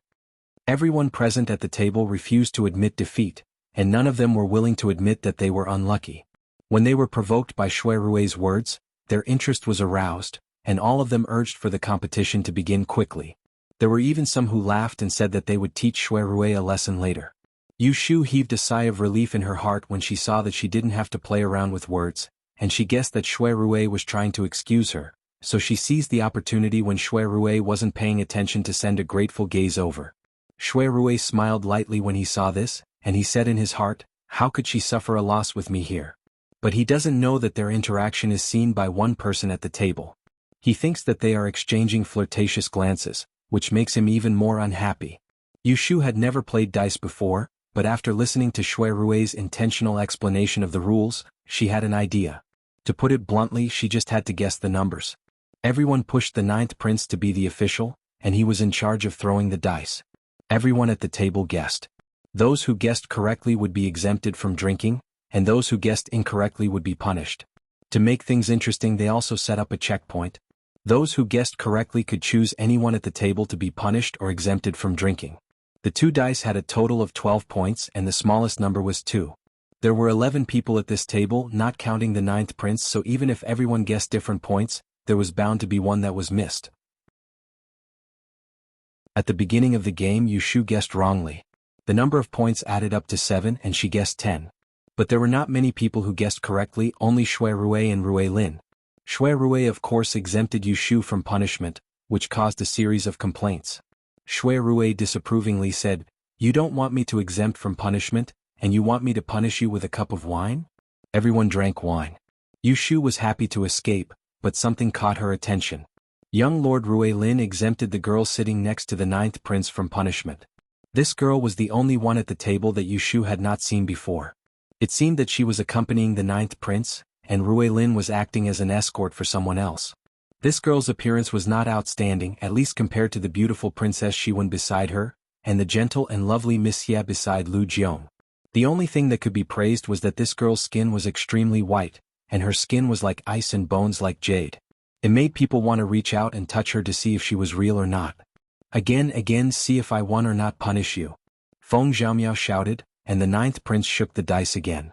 After more than 10 games, Yushu had to admit that her luck was really bad. In the past hour she had not guessed correctly even once. If it wasn't because Shui Rui had guessed correctly 5 times, Feng Zhaomiao had helped her drink twice, and no one at the table had deliberately won to punish her, she would have been the first to be knocked down at this table. Even so, she was still punished with 5 or 6 glasses of wine. Fortunately, her alcohol tolerance was good, so it didn't show on her face. However, there was someone who was slightly luckier than her. Young Lord Rui, except for the first game, didn't win again. Someone deliberately punished him, and he drank more than 10 glasses in a row. His face was already red. While they were drinking, the door suddenly opened a small gap. Yushu saw Shui Rui coming in with a difficult expression. She didn't know what he whispered in Shui Rui's ear, but Shui Rui waved his hand and let him go. Yushu asked him with her eyes, but Shui Rui shook his head and pointed to the ninth prince, telling her to pay attention to the dice. Seeing the ninth prince knock the dice box, Feng Zhaomiao stood up and looked around. Yes, what is it? 5, 6, it's 11. Ah, I got it. Feng Zhaomiao happily clapped her hands. Yushu's face was bitter. She guessed 6. She looked up at Shui Rui. If she remembered correctly, he guessed 11 and got it again. How could this person's luck be so good? This time there were a lot of people who got it. Feng Zhaomiao, Shui Rui, Xie Miaoyun and Princess Shiwen. The rest of the people who lost looked back and forth at them. Some were afraid of being punished, some were trying to please them. Come, brother Rui, 2 glasses. Feng Zhaomiao picked up the glass and filled it for Rui Lin. This guy was determined to get one drunk first. Shui Rui raised his hand and pointed at Yushu. Pass. Yushu pursed her lips and smiled. Drinking only 2 glasses less than Rui Lin, Lu Jiong was a little drunk. He patted the table with dissatisfaction and pointed at the two of them. Pass again. How many glasses have been passed? Why don't you help me pass one? Shui Rui raised his eyebrows and said, I'll call you little sister. If you agree, I'll pass you this glass. Hearing this ridicule, the group of people at the table rocked back and forth in laughter. Even the ninth prince, who was a man of few words, curled his lips. Lu Jiong silently raised his head and drank a cup of wine. At this time a voice laughed and said, Brother, don't be angry. I will help you vet. Yushu raised her head and saw Princess Shiwen, who was sitting across from her, stretch out a white finger and point at her. Miss Lianfang, please drink a cup. This was the first time Yushu was called out as a penalty. She was stunned for a moment, then picked up the glass and drank. She didn't refuse. Who knew that just as she drank one glass, another voice said, Lotus Room, drink another glass. Sitting next to Shiwen, Xie Miaoyun also called Yushu's name. Yushu glanced at the 2 young women that sat together and smiled, and then she asked Feng Zhaomiao to pour another cup for her. Shui Rui didn't say anything when he saw this scene. However, after a few rounds, those who were still in high spirits at the table realized that something was not right. Whenever Shiwen and Xie Miaoyun guessed correctly, they would definitely point at Yushu and punish her with drinking. Shui Rui couldn't guess every single time, so after 3 to 5 cups, Yushu drank almost as much as Ruilin. Her plain and clean face was completely red, and anyone who looked at her would think that she was slightly drunk. However, in the next round, those 2 girls still didn't let her go and gave her another 2 cups. The first to speak was Feng Zhaomiao. Shiwen, what's wrong with you and Sister Miaoyun? You just caught a person and bullied her. Everyone at the table quieted down and looked at Shiwen and Xie Miaoyun sitting together. The atmosphere was a bit stiff. Xie Miaoyun smiled and said, Lotus Room hasn't said anything yet, but you're the first to speak up. Let me ask you, which eye of yours saw that we bullied her? Shiwen pursed her lips and said, Zhaomiao, don't talk nonsense. The 2 of us wanted to get closer to Miss Lotus Room, so we let her drink a few more glasses. You men drink 1,000 glasses when drinking with friends, but can't we girls? If you really want to bully someone, just ignore her. Is there a need to play with her? Hearing their words, Feng Zhaomiao didn't back down. Stop trying to bluff. I think you're just bullying people. Why don't I see you, getting closer, to the one next to His Highness? Feng Zhaomiao's words caused the people at the table to frown. After Yu Shu recovered from the alcohol, she realized that they were quarreling because of her. She glanced at everyone's faces and felt that this little girl wasn't speaking up for her, but was trying to attract hatred for her. She coughed loudly and frowned as she interrupted, "Have any of you ever seen me so unlucky? It's been more than 20 rounds and I haven't won a single one yet. I guess everything correctly. Why don't you guys do me a favor and let me drink a few more cups of wine next round? Let me guess a few more numbers, at least let me guess correctly once." With a piu-chi sound, the girl sitting next to the ninth prince laughed. The ninth prince looked at her and also curled his lips. Everyone at the table looked at Yu Shu's bitter face and immediately laughed. Xiwen looked at Yu Shu and then turned to whisper a few words to Xie Miaoyun. She didn't continue looking for trouble. Seeing that the atmosphere had eased, Yu Shu made a fool of herself. She scolded in her heart, "It's not easy for me. I've suffered losses and still have to make you ancestors happy." Seeing that Yu Shu had helped him out, Shui Rui as the host said, "All right, we've been drinking for half a day and it's getting late. You guys should stop and fill your stomachs. When the street lights are turned on, we'll go out for a walk. Then we'll see if we can continue drinking here or go somewhere else." The ninth prince also said, "Let's try the dishes." So the group of people put down their glasses and changed their chopsticks. After playing for the whole afternoon, it was already dusk. It was still early in the first month of the lunar calendar. Xiao Qing and Xiao Dai came into the room to light the lamps. A servant came in to change the dishes. Yu Shu glanced sideways and saw Lin Fu coming in. She moved closer to Shui Rui and whispered to him. This time Shui Rui frowned. Everyone at the table saw that his expression wasn't right. Lu Jiong asked, "What happened?" Shui Rui looked at them and shook his head, "There's a troublemaker." This aroused everyone's curiosity and they all asked him what happened. Shui Rui was too lazy to explain and let Lin Fu explain. "It's like this. Our restaurant is open for business today. In order to celebrate the festival by guessing the lantern riddles, those who answer correctly will be exempted from a table of food and wine. Because the limit is 50 taels per table, the extra dish is 1 riddle and 1 dish, just for the sake of popularity." As Lin Fu spoke, his face suddenly turned bitter. Who would have thought that there would be 2 insensible people? From noon until now they have ordered nearly 50 dishes. Each dish was sent in and they only tasted it before putting it down. If they answered correctly and guessed correctly, they would then ask someone to send it over. The price of the dishes has already exceeded 1,000 taels. Seeing that they have no intention of leaving, it looks like they're going to stay until closing time. Since it's the first day of business, we can't chase them away. Left with no choice, I came to young master for advice. Hearing that there was a troublemaker, everyone at the table laughed. Lu Jiong took the opportunity to tease Shui Rui, "Guessed correctly. Whoever you ask to come up with the riddle, it won't be difficult."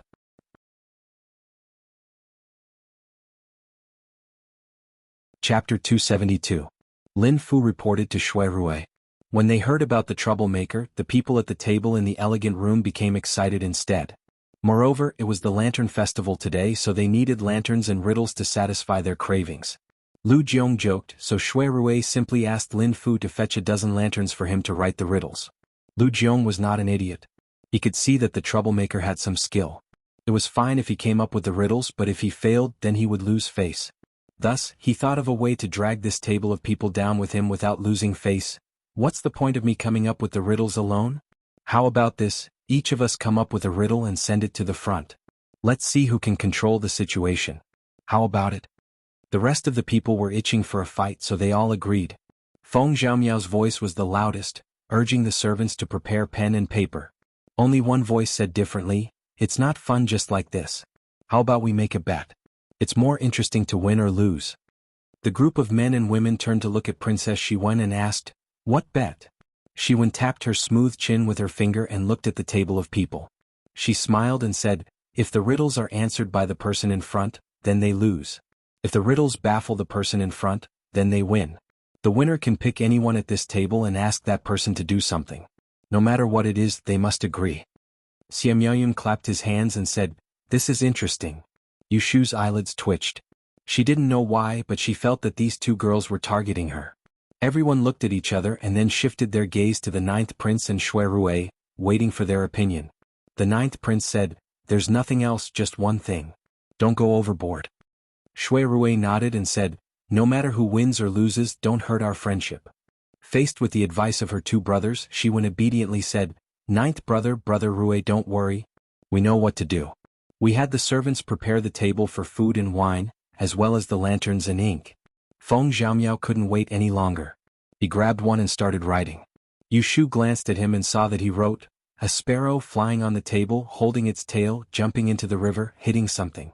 After thinking about it, Yushu smiled. This was too simple. It was a spoon. Feng Xiaomiao turned around and saw her looking at him. "Why don't you take a guess?" "I don't know." Yushu shook her head, not wanting to dampen his enthusiasm. She turned to look at the lady next to her, the one who accompanied Qi Mingxiu. There were only a few simple words written on the lantern. Qi Liang's rivers and mountains, a man's name. Yushu doesn't know about this. She is not good at history. She only knows about the Tang, Song, Yuan, Ming and Qing dynasties. She can't even remember the period of Qi and Liang dynasties, let alone guess the person. This young lady's handwriting was beautiful. This lantern with square holes and bamboo joints was already very beautiful. Coupled with her good handwriting, it looked even more exquisite when it was dotted with wax and glittered with golden light. Shui Rui finished writing a riddle. He raised his head and saw Yushu looking around. He asked her, "Why aren't you writing?" Yushu said embarrassedly, "My handwriting is terrible. I've ruined the lantern." Shui Rui smiled and gestured at her. "Come, I'll write for you." Yushu left her seat and went to his side. She took a lantern from Xiao Qing and handed it to him. Shui Rui dipped the brush in ink and asked, "What do you want to write?" Yushu thought for a moment. She bent down slightly and said softly, 1, 2, 3, 4, 5, 6, 7, 9, write one word." Shui Rui raised the brush and paused for a moment. Then he wrote vertically on the lantern. It was a simple line of numbers, but he wrote it with a bit of elegance. "What about the answer to the riddle?" Yushu asked. "Should I write it on the lantern?" Shui Rui turned the lantern upside down. He pointed to a groove at the bottom for her to see. "Write it on a piece of paper. Hide it here. You can check it when you solve the riddle." Yushu looked at the hole and rubbed her chin. An idea flashed in her mind. She smiled at him and said, "I'll write the answer myself." Shui Rui gave the lantern to her. Yushu took it to a small table at the side. She tore a piece of paper and wrote the answer to the riddle. Then she turned her head and waved at Lin Fu to call him over. She covered his mouth and whispered a few words in his ear before handing the lantern to him. At this time, everyone had finished the riddle. Yushu's lantern was the last to be given out. When she returned to her seat, she heard someone ask, "What did you write in the lotus room?" Yushu looked up and saw that it was Royal Princess Shiwen asking the question. She said, "A word riddle." "Let's hear it. Let's all guess first." Yushu honestly said, 1, 2, 3, 4, 5, 6, 7, 9. Everyone at the table heard it and started guessing. After a moment, Xie Miaoyan smiled. "It's a word, mouth, right?" Feng Xiaomiao couldn't guess it, so she curiously asked, "What do you mean?" "So stupid," Shiwen tenderly said, "aren't there only 8 missing?" "Only 8 missing, isn't it just a word, mouth?" Feng Xiaomiao suddenly understood. The others all nodded. Shiwen propped up her chin with her hands and said to Yushu with pity, "You came up with this too easily. If you lose, you might be punished later." Yushu smiled noncommittally. "If I lose, I lose." Shiwen didn't pay attention to her anymore. She turned her head and asked others what they wrote. After asking around, other than Shui Rui, the 9th prince, and herself, everyone else at the table was able to guess it. Even Feng Xiaomiao's spoon was guessed, causing him to hang his head in dejection for a while. After the lantern was delivered, there was no news for a while. They chatted and drank, then guessed some lantern riddles to pass the time. Lin Fu reported that the 2 guests who came to cause trouble were none other than Xia Jiangmin and Ji Xingxuan. In this private room on the 2nd floor, there were 2 tables filled with all kinds of dishes, filling the air with fragrance. Some of the dishes had already gone cold, some were still steaming, but none of them had been touched. Xia Jiangmin held a pair of ivory chopsticks and poked at the dish in front of her. She picked up a piece of chopped green onion and put it in her mouth. She took a sip of tea and looked up at Lin Fu, who was standing at the door, and said with a smile, "Shopkeeper, don't stand here. We'll leave after we're full. This is just the beginning, why are you in such a hurry?" Lin Fu wiped the cold sweat on his forehead and smiled. In his heart, he said 100 times, "Harmony brings wealth." Ji Xingxuan gently pulled her sleeve and looked at the dazzling array of dishes on the table. In a low voice she said, Min Min, it's enough. We should go back. Jie, don't be anxious. We have just changed a table of dishes. We haven't paid the bill yet. Xia Jiangmin patted her hand and said to Lin Fu, Can I trouble shopkeeper to bring more lanterns? After I have guessed these, I will bring your most expensive dishes to the table. Lin Fu was waiting for her to say this. He quickly called Gui Lu and Gui Qi, who were holding lanterns outside, to bring the dishes to the two. Xia Jiangmin first took one and looked at it. She said, This is a spoon. As she said this, she took a pen and wrote it down. Gui Lu stretched out his hand and touched the bottom of the riddle. When he opened it, he got it. Then he guessed two more.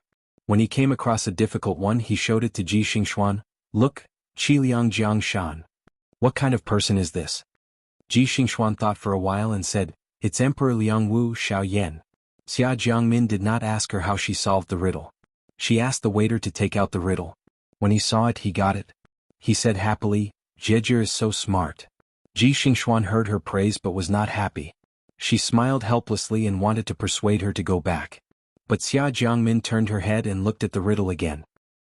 This is interesting. 3 4 5 6 7 9, type one word. Jie, what do you think it is? It's the word mouth. Xia Jiangmin nodded, That's right. Let's reveal it. The sky turned dark. A group of men and women were waiting impatiently in the private room behind the building. When the door opened, Lin Fu came in, sweating profusely. Feng Zhaomiao hurriedly asked, How was it? Did they stumble? Lin Fu nodded and grinned. There were 3 questions that they couldn't answer. Coincidentally, the dishes were very expensive. Those 2 were worried that they did not have money to pay the bill. They couldn't order any more. Haha. Everyone at the table laughed. Lu Jiong winked at Shui Rui and said, Look, it's my idea that saved you a lot of money. How are you going to thank me?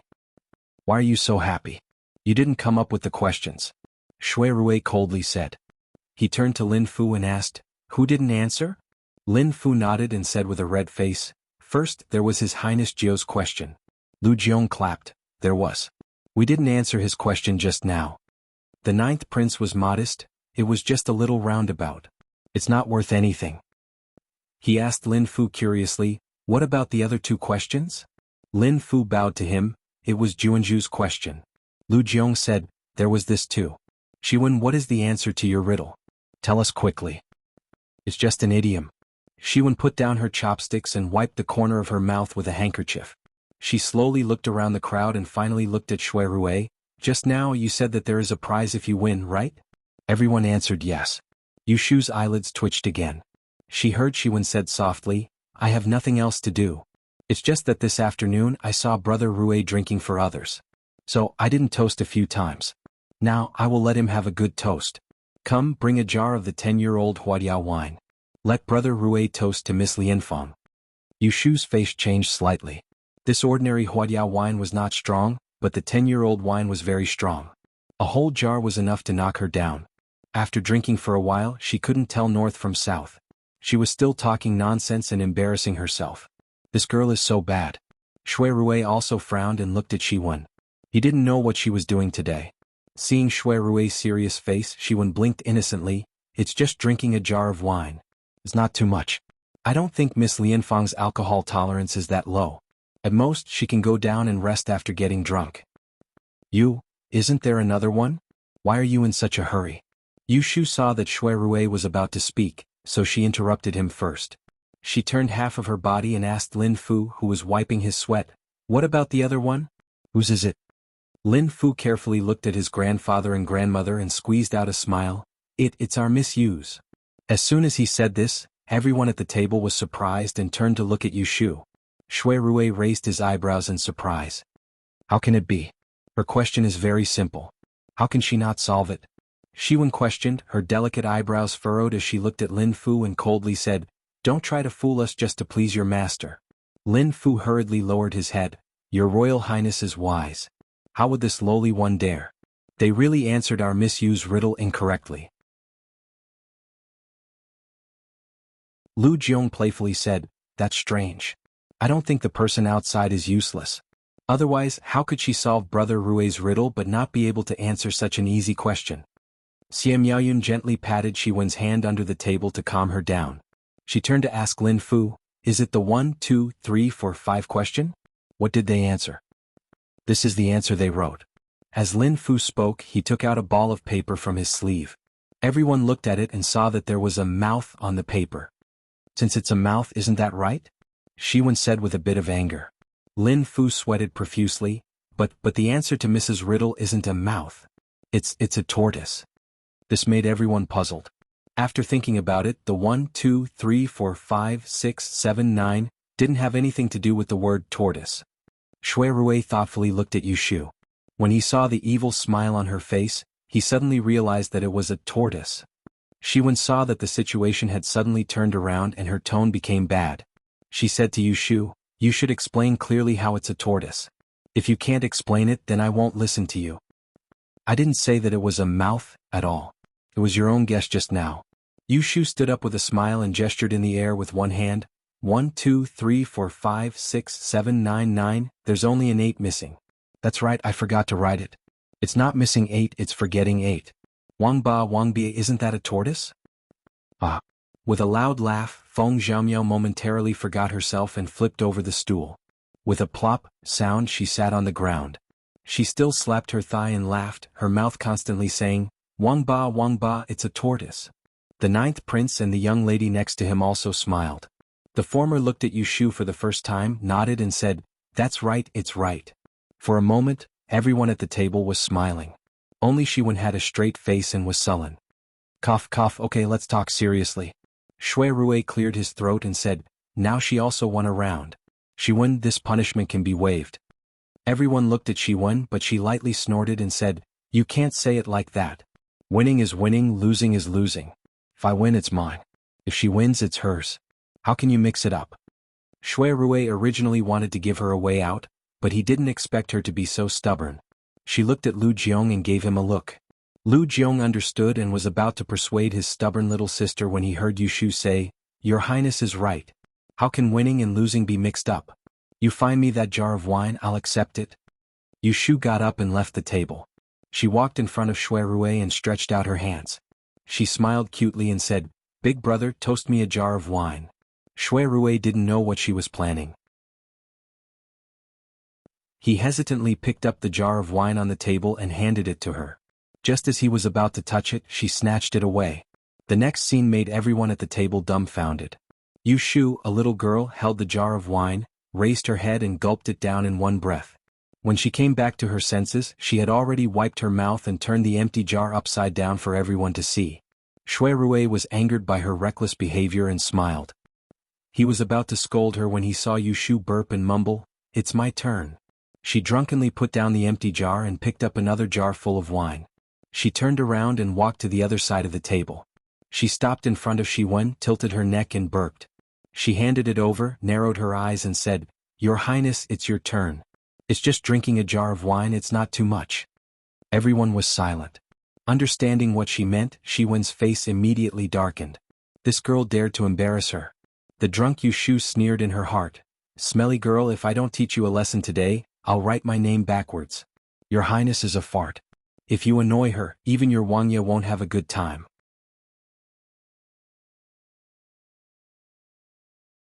Chapter 273. At night, the atmosphere in the private room at the back of Wangji building was a little subtle. Everyone could see that Shiwen was deliberately making things difficult for Yushu by asking Shui Rui to toast wine to her, but it was not easy to persuade her. Who would have thought that Yushu would drink to her heart's content? She did not show weakness and offered a whole jar of Huadiao wine to Shiwen, making things difficult for her instead. The group of people at the table stared at each other and saw that Shiwen's expression was a little ugly. As the elder brother, Lu Jiong was the first to speak. He coughed and stood in front of Shiwen. He smiled and said to Yushu, "Shiwen's body is not good and can't handle alcohol. How about I drink this jar of wine on behalf of Miss Lianfang?"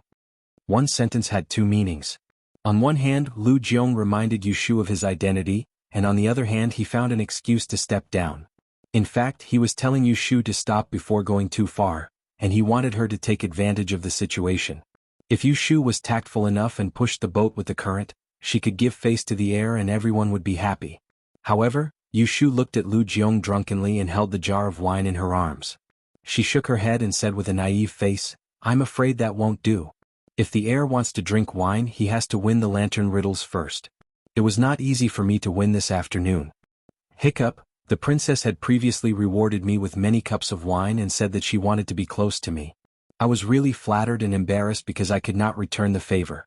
This jar of wine shows my sincerity. As she spoke, she burped again and actually walked around Lu Jiong with the jar of wine. She went to the other side of Shiwen and pushed the wine jar forward. She said slowly, "Your Highness, if you don't drink this wine today, it means that you don't appreciate my kindness and look down on me." Yu Shu's words were very sincere, but Shiwen gritted her teeth when she heard it. She really looked down on Yu Shu, but she couldn't openly show it. Otherwise, if she showed her pettiness in front of this table of people, how could she have the face to interact with them in the future? Lu Jiong looked at the unappreciative Yu Shu and frowned. He wanted to say something, but as soon as he opened his mouth, he was interrupted by a faint voice. "Your Highness, this jar of wine can be drunk by my sister, but your sister can't? If this is the case, don't bring her next time we get together. It will spoil the fun." As soon as these words were spoken, everyone at the table was able to discern that Shui Rui was slightly angry. Well, it was Shiwen who targeted Yu Lianfang at the beginning and bullied Yu Lianfang. Fortunately, Yu Lianfang was sensible and was still grinning up until now. If it was any other young girl, her eyes would have probably turned red long ago. Now that Yu Lianfang had drunk the wine, everyone at the table could see that she drank the entire jar. They couldn't help but admire her magnanimity. When it was Shiwen's turn, if she reneged on her debt, wouldn't it be obvious that she was bullying others? It was fine if she wanted to bully others, but this Yu Lianfang was clearly brought here by Shui Rui. He had asked everyone to take care of her in advance. If she bullied his people, how could he be happy? If any of them helped to persuade her, wouldn't it be obvious that they were making things difficult for Shui Rui? Everyone understood this logic and Yu Shu understood it even more. She first had the reason, and then she had the affection, so she unscrupulously forced Shiwen to drink the wine. She knew that Shiwen would have to drink even if she didn't want to. "Fine, I'll drink."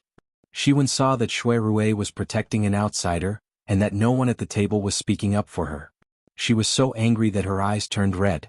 She snatched the jar of wine from Yu Shu's hands and raised her head to gulp it down.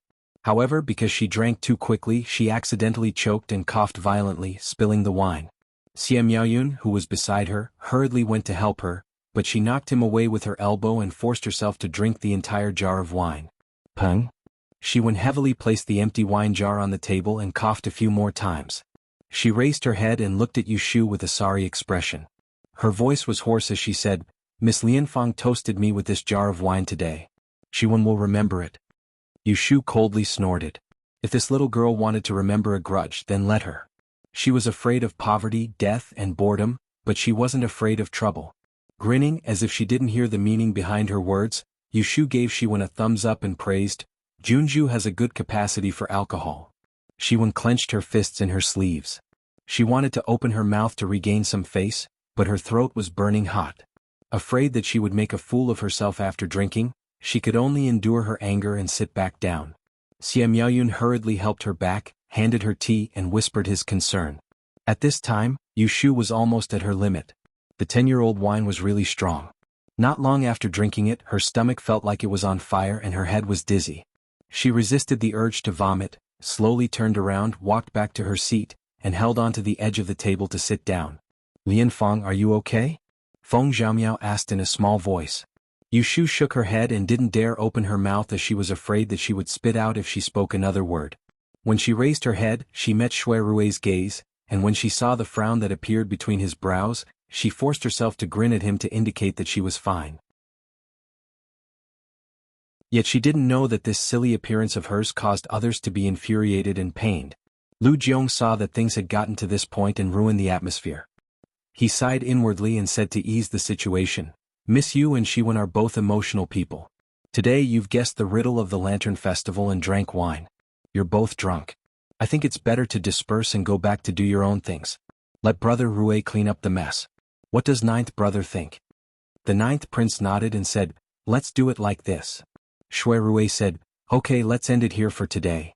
So everyone left the table. Shui Rui and Yu Shu stood up to send them off. When they walked to the door, Feng Zhaomiao suddenly said, Did you guys forget that His Imperial Highness also won a lantern riddle? We haven't said anything yet." Everyone stopped and looked at the ninth prince. The latter glanced at them and then his eyes finally fell on Shui Rui and said, "There's no hurry. Let's leave it for now and talk about it next time." Shui Rui said, "Then next time." The group of people left the private room. Lin Fu led the way at the front and they walked toward the stairs. The sky was already dark outside. Colorful lanterns were hung at the bottom of the corridor and by the railings. The entire place was filled with colorful lights. The night breeze blew gently and scattered the lanterns. Shui Rui and Yushu walked at the back of the crowd. When they turned the corner and went down the stairs, Yushu's legs went weak and she stepped on empty air. She didn't have time to hold on to the railing, but Shui Rui, who was behind her, grabbed her with one hand and put his other arm around her shoulder. He steadily helped her step on the ground. Shui Rui looked down at Yushu, who was leaning on his chest. The tip of his nose touched the fragrance of her hair and his eyes darkened. "Phew." Yushu was startled. She turned her head and whispered a word of thanks. After standing firmly, she struggled to get away from Shui Rui's support. She heard him say, "Let me help you." "It's okay. I can walk by myself." Yushu was about to push his hand away when a gust of wind blew past her ear. The hand on her shoulder tightened and said, "Don't force yourself." Yushu blinked her eyes before lowering them right after. She looked at the stairs below and felt dizzy. She had no choice but to allow Shui Rui to hold her arm with one hand and support her back with the other as they walked down the stairs. Feng Zhaomiao walked to the next floor and inadvertently looked up. From his point of view, he saw the tall Shui Rui holding Yushu's slender figure as they walked down. The two people's intimate posture made him stare blankly. There was a lantern on the hanging beam. His sharp eyes saw the expression on Shui Rui's face at this moment. Feng Zhaomiao quickly lowered his head and quickly walked to the front of the crowd. His eyelids twitched. He felt that he had discovered a secret and was flustered. As soon as they arrived downstairs, Shui Rui let go of Yushu. Even if they called each other brother and sister, it was not too polite. It would not be good for her if other people saw them. There were many people in the front building. Lin Fu brought this group of noble people to the door of the backyard and asked someone to carefully light up the lanterns to light the way. "Let's send them here. We'll meet another day." The ninth prince said to Shui Rui, "Take care. When you go back, send someone to my residence to report that you are safe." "Zhaomiao? Ah?" Feng Zhaomiao heard Shui Rui call him and suddenly raised his head. Shui Rui looked at him strangely and said, "Don't run around and cause trouble. Go back early." "Oh." Feng Zhaomiao nodded quickly and secretly glanced at Yushu. Then he quickly followed behind Lu Jiong and left. Shiwen was held by Xie Miaoyun and Qi Mingxiu's fiancé. She half closed her eyes and looked back at Shui Rui and Yushu, who were standing together in the courtyard. Biting her lips, she finally turned around and left without saying a word. After sending everyone away, Yushu really did not have the strength to go upstairs. So, Shui Rui took her to his resting room on the first floor. He helped her lie on the soft couch in the living room and called Xiao Qing and Xiao Dai to serve her. He sat on the side with a cup of hangover tea and looked at her lazy and tired appearance. Yushu drank half a bowl of the soup and wiped her hands and face with hot water. Only then did she feel better. However, she felt dizzy and weak and her throat was sore. Fortunately, she did not eat much at the banquet. Otherwise, she would have vomited by now. Lying on the bed with the blanket, Yushu opened her eyes a slit and said to Shui Rui weakly, "I originally planned to pick up Xiaoxiu and my mother to celebrate the Lantern Festival together. Now I can't. Send someone to my godmother's house to tell her so that Xiaoxiu won't be able to wait." Shui Rui ordered the people guarding outside the door and turned around to look at Yushu. "Are you uncomfortable?" Yushu rubbed her temples and said in a muffled voice, "Of course I'm uncomfortable." "If you know that you're uncomfortable, will you still be so impulsive next time?" Shui Rui's voice suddenly turned cold. "In order to make things difficult for others, you will suffer first." Yushu's ears twitched. She could tell that he was going to settle the score later. She rolled her eyes and exclaimed, "I-oh." She covered her forehead and moaned, Don't talk to me first. I feel like vomiting." "Don't." Shui Rui knew that she was pretending to be stupid, but seeing her uncomfortable appearance, he didn't have any temper. He sighed and his voice softened. "Shiwen has been spoiled since she was young, so her temper is unreasonable. Today you went against her and made her suffer in front of others. She must be angry with you and will settle the score with you later. If you meet her in the future, try to stay away from her and don't fight with her, so that she won't make things difficult for you again." Yushu pricked up her ears to listen to his words. The meaning of his words was that he was more biased towards her than his cousin. so she stopped groaning and put down her hand. She looked at him and smiled. For your sake, the next time I see her, I will ignore her. Hearing this, Shui Rui couldn't help but laugh. He reached out and rubbed her head and said in a low voice, "Be obedient." Yushu didn't move away. It wasn't that she didn't want to, but she didn't have any strength. She could only let him rub her head gloomily like coaxing a child.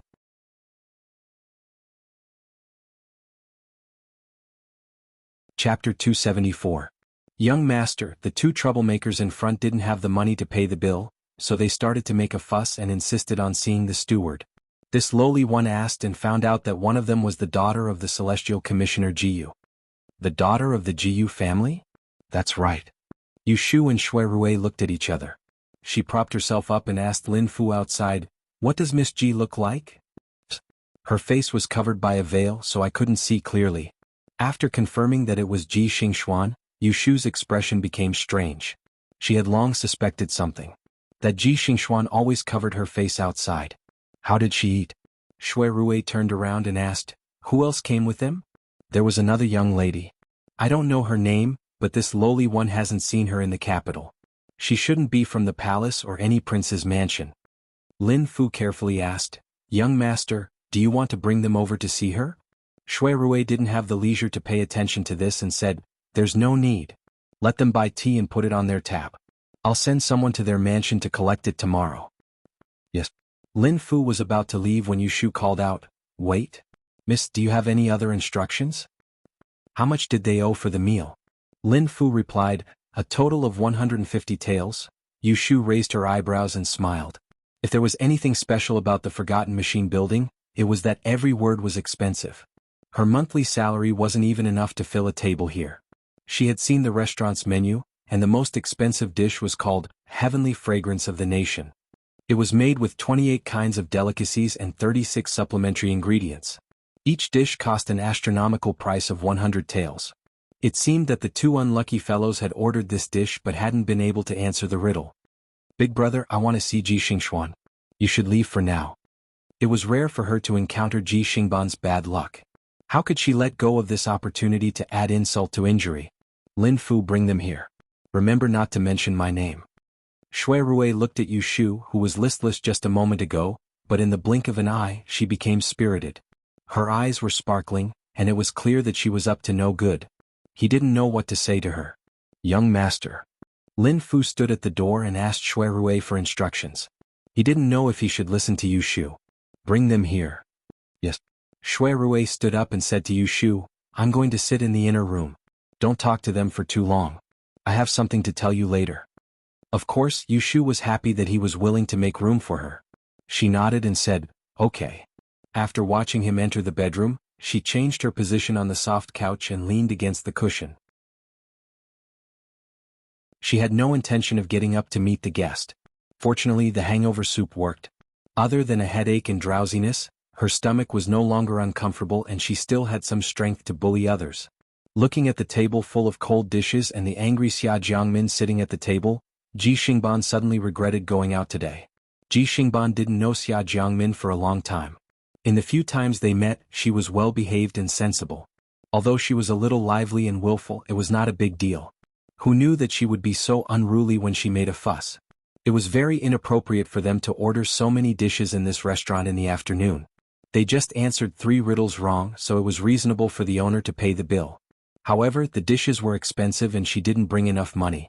Xia Jiangmin even lost her purse on the way, so she couldn't pay for the meal and lost face. Ji Xingban knew that the owner of such a large restaurant in the south of the city must be rich and powerful.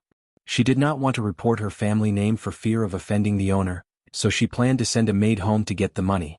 Unexpectedly, Xia Jiangmin quarreled with the owner of the restaurant and demanded to see the steward. She even revealed her identity in a moment of carelessness. Ji Xingban couldn't leave even if she wanted to. She could only wait patiently for the shopkeeper to report to the steward and apologize verbally. It was better than being a sinner. After waiting for a long time, the shopkeeper appeared again. "Mrs., our steward invites you to come with me." Xia Jiangmin immediately stood up and said to Ji Xingxuan, "Let's go, sister. Let's go see the steward and see if he dares to detain us." Ji Xingban pulled her back with a headache. Glancing at the shopkeeper who was pretending to be deaf and dumb outside the door, he whispered in her ear, Min Min, don't make a sound later. Let me do the talking. Otherwise, if they deliberately make things difficult for us, we will be the ones to suffer. Xia Jiangmin nodded reluctantly. Leaving the two maids behind, the two followed Lin Fu downstairs, walked through the hall, and arrived at the backyard. Ah, there is such a place behind this restaurant. Xia Jiangmin looked at the small clear pond in the courtyard, then raised her head to look around. Upstairs, full of lanterns lit up as if they didn't cost money. The lights flickered and the vibrant colors were mesmerizing. She was momentarily amazed. Ji Xingban was also dazzled by the colorful scenery behind the building. When he came back to his senses, he saw Lin Fu standing under the smooth marble corridor and looking at them from outside a room. Realizing that he had lost his composure, he quickly pulled Xia Jiangmin forward to the door.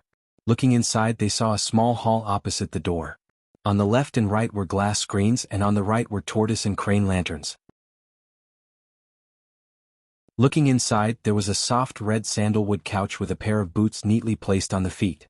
A person was lying on the couch with his back facing them. His head was in a high bun without a pink hairpin, and his lower body was covered by a yellow brocade quilt. It was hard to tell whether it was a man or a woman. "Miss, he's here. Come in." Ji Xingban heard Lin Fu's report and heard a hoarse voice from behind the door. Knowing that it was a woman, he pulled Xia Jiangmin in and greeted, "Greetings, Mississippi. My stomach is stuffed today. My younger sister and I were guests at your restaurant, and because it was fun, we answered a few lantern riddles. I didn't want to leave with enough money, and I've made things difficult for you. Please allow me to leave behind a token, and I'll send someone to settle the bill tomorrow morning." Yu Shu was lying on the bed when she heard the voice behind her. It really was that last Ji Xingxuan. Yu Shu snorted coldly and deliberately lowered her voice as she said, "You still have the nerve to say that? Our restaurant opened today to welcome guests. Solving the lantern riddles without a banquet is just for the sake of liveliness. We're already making a loss here, but you've asked for several tables of food and wine without eating, all for the sake of entertainment. You've wasted our time, and in the end, you don't even have the money to settle the bill, and yet you still have the nerve to ask me for a favor? Is there such a thing as a free lunch?" Hearing this, Ji Xingxuan frowned. She could tell that this young lady in charge of the restaurant was not going to let them off easily. This was not good. They were now in someone else's territory, and it seemed that this young lady in charge was not afraid of the Ji family. It was obvious that she had a powerful background. If she were to be angered and forcefully detain them, they would be at a disadvantage. Ji Xingxuan was thinking about how to get out of this situation when Xia Jiangmin, who was beside her, suddenly walked away in a huff. "It's not like we're not paying. It's just 100 taels of silver. Do you think we can't afford it? You're the one who used the guise of solving the lantern riddles as a free lunch, and now you're blaming us for answering too many questions, causing you to lose money. If you're afraid of losing money, then don't open your business. The food is so disgusting, how can you blame me for not being able to eat after tasting a few mouthfuls? Is this how you do business?" Ji Xingxuan considered herself to be a good-tempered person, but when she heard Xia Jiangmin's brainless words, she wanted nothing more than to stuff her mouth with something. How could she add fuel to the fire like this? What was the most taboo in business? The most taboo was to meet someone with a bad mouth on the first day of opening the business. If they heard someone say that they were unlucky, it would be worse than losing 1,000 taels of silver. This time they were already in the wrong, and now they were even more unreasonable. Yu Shu, who was lying on the bed, was amused. When she was thinking about what to do next, someone handed a gun to her. Ji Xingban got a firecracker from somewhere, and it could go off without lighting it. Okay. Yu Shu pretended to be extremely angry and sneered, "It seems that we've met people who want to eat and dash today. I don't think you're going to pay for the meal, and I don't want it either. Let's deal with it according to the usual rules. Old Lin, tie these two freeloaders up and throw them into the chicken coop at the back." "Yes." Lin Fu hesitated for a moment and looked at the door of the bedroom. When he didn't hear anything, he turned his head to call for help. Since the young master was in the building, it was not worth it if he made a big fuss. This time, Ji Xingban and Xia Jiangmin's expressions both changed. They were the daughters of prestigious families. If word got out that they had been locked in a chicken coop for a night, how could they show their faces to the world? "Miss, don't you know that it's better to forgive people when it's possible?" Ji Xingban asked stiffly. He felt that this woman was vicious. Yu Shu said lazily, "You're freeloaders and you're making trouble in my restaurant. If I let you go, I'd be a fool." As she spoke, Lin Fu had already brought Ah Xiang and Ah Ping over. Without saying anything, he stepped forward and grabbed Ji Xingban and Xia Jiangmin's arms, trying to tie them up. The two women struggled endlessly, and panic and fear appeared on their faces. Seeing this, Xia Jiangmin's eyes flashed with annoyance. She said anxiously, let go of me. Don't you know who we are? Yushu used her arm as a pillow and picked her nose with one hand. She flicked her fingers and slowly turned around. As she spoke, she looked at the two women at the door. How come I don't know who you are? Isn't this the fourth daughter of the Ji family? And this one? Their eyes met. The room fell silent. After seeing clearly who it was, Yushu narrowed her eyes. The two people at the door also suddenly stopped struggling. Ji Xingban was stunned, while Xia Jiangmin's eyes widened. Ashu. Xia Jiangmin suddenly became excited. She looked at the girl who turned over on the couch and revealed her face. She was as delicate and dignified as a young man. When she saw this unforgettable face, her eyes instantly turned red. Many words were hidden in her eyes, but they were stuck in her throat. Ji Xingban suddenly realized and said in a low voice, so it's you. Yushu glanced at Ji Xingban and then moved her eyes to the girl beside her. She swept her eyes back and forth between the two of them. Her eyes flashed, but her expression did not change. She said, oh, I was wondering who it was. Isn't this Xia Jiangxiao, sister? Xia Jiangmin felt a stab in her heart when she heard Yushu call her in such a distant manner. She had no time to think about it. She pursed her lips and felt extremely wronged. Tears fell from her eyes as she cried, Zai Ashu. Yushu's eyebrows twitched imperceptibly. Her mouth opened and closed. Looking at the girl who cried at the drop of a hat, she could not bring herself to frighten her as well. She could only curse her bad luck. Her head ached again and she waved her hand in annoyance. All right, let them go.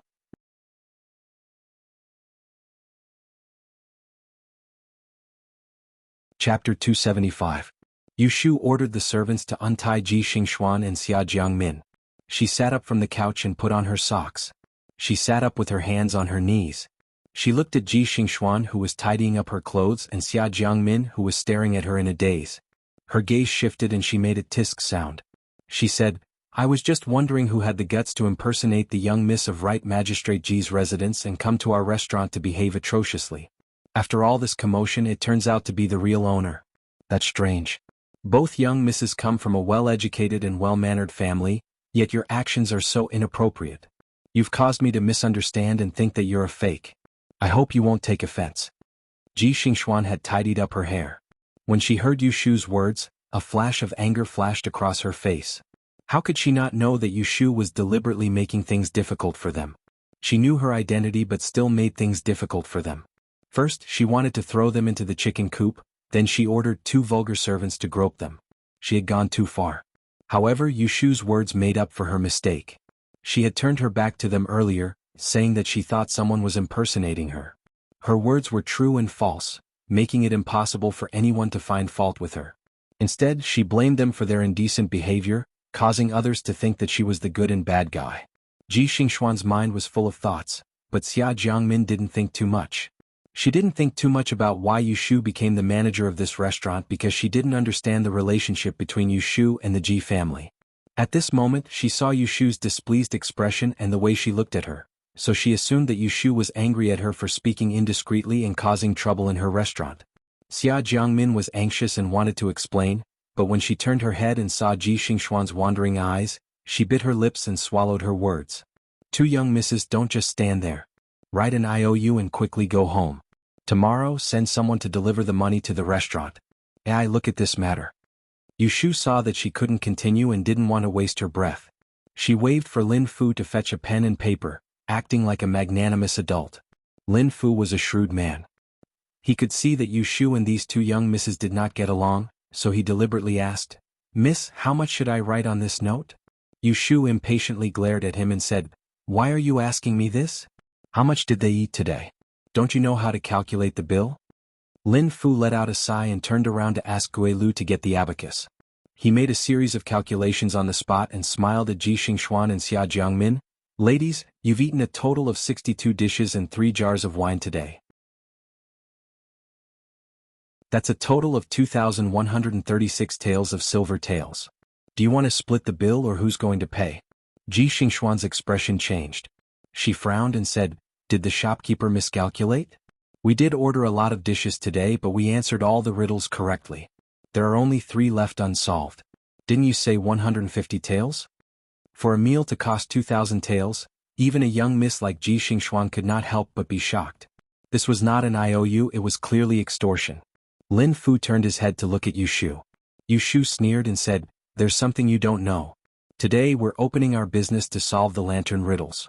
It's true that the dishes are free, but in order to guard against those freeloaders there's another rule. If you don't pay after a meal, don't even think about getting a single dish, let alone a table of food. Seeing that we're all acquaintances, I'll let it go if I don't treat you as hooligans who dine and dash. But you don't even want to pay for your meal. Tell me about it." Hearing this, Ji Xingxuan knew that tonight was not going to be a good night. She had some understanding of Yu Shu and knew that she was not a kind person. If she did not sign the IOU tonight, she did not know what would happen. If things got out, they would be the ones who lost face. After all, people would only say that it was the young miss of the Ji family who did not pay for the meal. They would not be able to find fault with this restaurant. At this time, someone tugged on her sleeve. Turning her head, she saw Xia Jiangmin looking at her apologetically. Xia Jiangmin blushed and said, "Elder sister Xingxuan, let's split the bill." What else can Ji Xingxuan say? She knew that it would not be good for her to be entangled with Yu Shu tonight. So, she nodded and swallowed her anger before signing the IOU. Xia Jiangmin rushed to sign the IOU and turned her head to look at Yu Shu. She was trying to convey something to her. Unfortunately, Yu Shu did not even look at her. She took the IOU from Lin Fu and confirmed that the amount was 1,068 taels. Her expression softened and she said to the two of them, "It would be best for the two of you to send the money tomorrow or the day after. Don't wait for me to send someone to ask for it. That won't look good." Ji Xingxuan expressionlessly said, "Can we leave now?" Yu Shu raised her hand and pointed to the door. She smiled so brightly that it made one's teeth hurt. "Go ahead." Ji Xingxuan took Xia Jiangmin's hand and turned to leave. Yu Shu's fingers tapped on her knee as she coldly watched Xia Jiangmin turn her head to look at her. She seemed to want to say something but hesitated before disappearing. This stinky girl. When did she get together with Ji Xingxuan? The next time she sees them, she will not let them off so easily. Yu Shu didn't want to admit that she was feeling unhappy at this moment. When she heard the sound of the curtain moving, she turned around and saw Shui Rui walking out from inside. She passed the 2 promissory notes to him and said casually, "Here, I've recovered all the losses you suffered today." Shui Rui heard everything from inside the room. He looked at the handwriting on the IOU in his hand and noticed that Yu Shu didn't look too good. He asked, "Isn't Xia Jiangmin an old friend of yours? Why are you still making things difficult for her?" Even if she did not ask for the money for this meal, he would not say anything. "You didn't see who she is with. You don't know the grudge between me and the Ji family." Yu Shu's drunkenness suddenly kicked in again. Her entire body felt weak and she leaned back on the couch, letting out a long sigh. If this restaurant was opened by her family, it would be fine for her to waive Xia Jiangmin's exorbitant price out of consideration for their old friendship. But she was working for Shui Rui now, so how could she not distinguish between right and wrong? She was using his money as a favor and pretending to be a good person. Shui Rui looked at Yu Shu's face, which was pale from anger and alcohol. He had a helpless expression on his face. He did not know if her unforgiving personality was good or bad. Xia Jiangmin was pulled out of the restaurant by Ji Xingxuan. The 2 servant girls followed closely behind. They could see that their mistress was angry and did not dare to ask more. Ji Xingxuan turned back to look at the big plaque in Wangji Lu. Her eyes darkened. She turned back and saw that Xia Jiangmin was in a daze. Her face was green and red. She thought that she was frightened and had not regained her senses.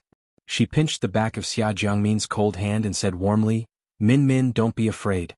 It's all right now. That Yu Shu was just scaring us. She did not dare to capture us and lock us up in the chicken coop." Xia Jiangmin nodded hastily. She did not listen carefully to what she said. Ji Xingxuan looked at her troubled expression and thought that she and Yu Shu were old friends. She thought for a moment and said apologetically, "Actually, it's my fault. Yu Shu and I have a grudge. It's not surprising that she would make things difficult for me today. It's only because I vented my anger on you. Otherwise, based on your previous friendship with her, she would not have made things difficult for you." Xia Jiangmin suddenly stopped in her tracks. She was stiff for a moment. She touched her body randomly and turned her head to look at Ji Xingxuan. "Sister Xingxuan, I left something in the restaurant. I'll go back and look for it. Wait for me here." She pushed her hand away and turned around to run back. In the blink of an eye, she disappeared into the crowd of lanterns behind her. Ji Xingxuan was stunned. She called out, "Min Min." After lying down for a while, Yu Shu had recovered from the effects of the alcohol. She remembered what Shui Rui had said earlier. She asked him, "Oh yes, you said you had something to tell me. What was it?" Shui Rui's expression changed. He smiled faintly and said, "I have something to give." Before he could finish his sentence, he was interrupted by a shout from the door. "Ashu!" Yu Shu and Shui Rui turned their heads. They saw Xia Jiangmin running to the door, panting. She held the door frame with one hand and poked her head in. Lin Fu was standing in front of the door. He did not know whether to stop her or to push her away. Yu Shu looked behind her suspiciously. When she did not see Ji Xingxuan, she blurted out, "Why did you come back?" "I came to tell you." Xia Jiangmin was halfway through her sentence when she realized that there was a man in the room. She recognized Shui Rui and said in surprise, Why are you here?" During Xia Jiangying's death case, Xia Jiangmin knew who Shui Rui was, so she recognized his face. Shui Rui glanced at her and then turned his eyes to Yu Shu. He was asking her what to do with his eyes. Yu Shu frowned and said to Lin Fu, "Old Lin, please ask Miss Xia Jiang to leave." Xia Jiangmin did not say more than 2 words when she heard that Yu Shu wanted to kick her out. She anxiously held the door frame. She did not have time to ask why the young master of the Shui family was here. She quickly said to Yu Shu, "Shu, listen to me. It was my father who locked me up. It's not that I don't want to see you. Don't get me wrong. I asked someone to send you a letter when I went out a few days ago. I heard that you moved. Also, I didn't come to this restaurant to cause trouble. I came here because, she clenched her fists and looked embarrassed. She was so anxious that she stamped her feet. Alas! I can't say it. Ashu, I have to go back as soon as possible. Otherwise, my father will lock me up again. Please don't be angry with me. I will send someone to send you a letter later. I have a lot of things to tell you. I have to go first." Yu Shu was confused after listening to her words. When she was about to ask for details, Xia Jiangmin said goodbye and ran away without looking back. Don't go, Mingming." Yu Shu shouted and was about to sit up from the bed. But because she got up too fast, she felt dizzy and her stomach turned. She opened her mouth, bent down and vomited on the ground. A strong smell of alcohol filled the air.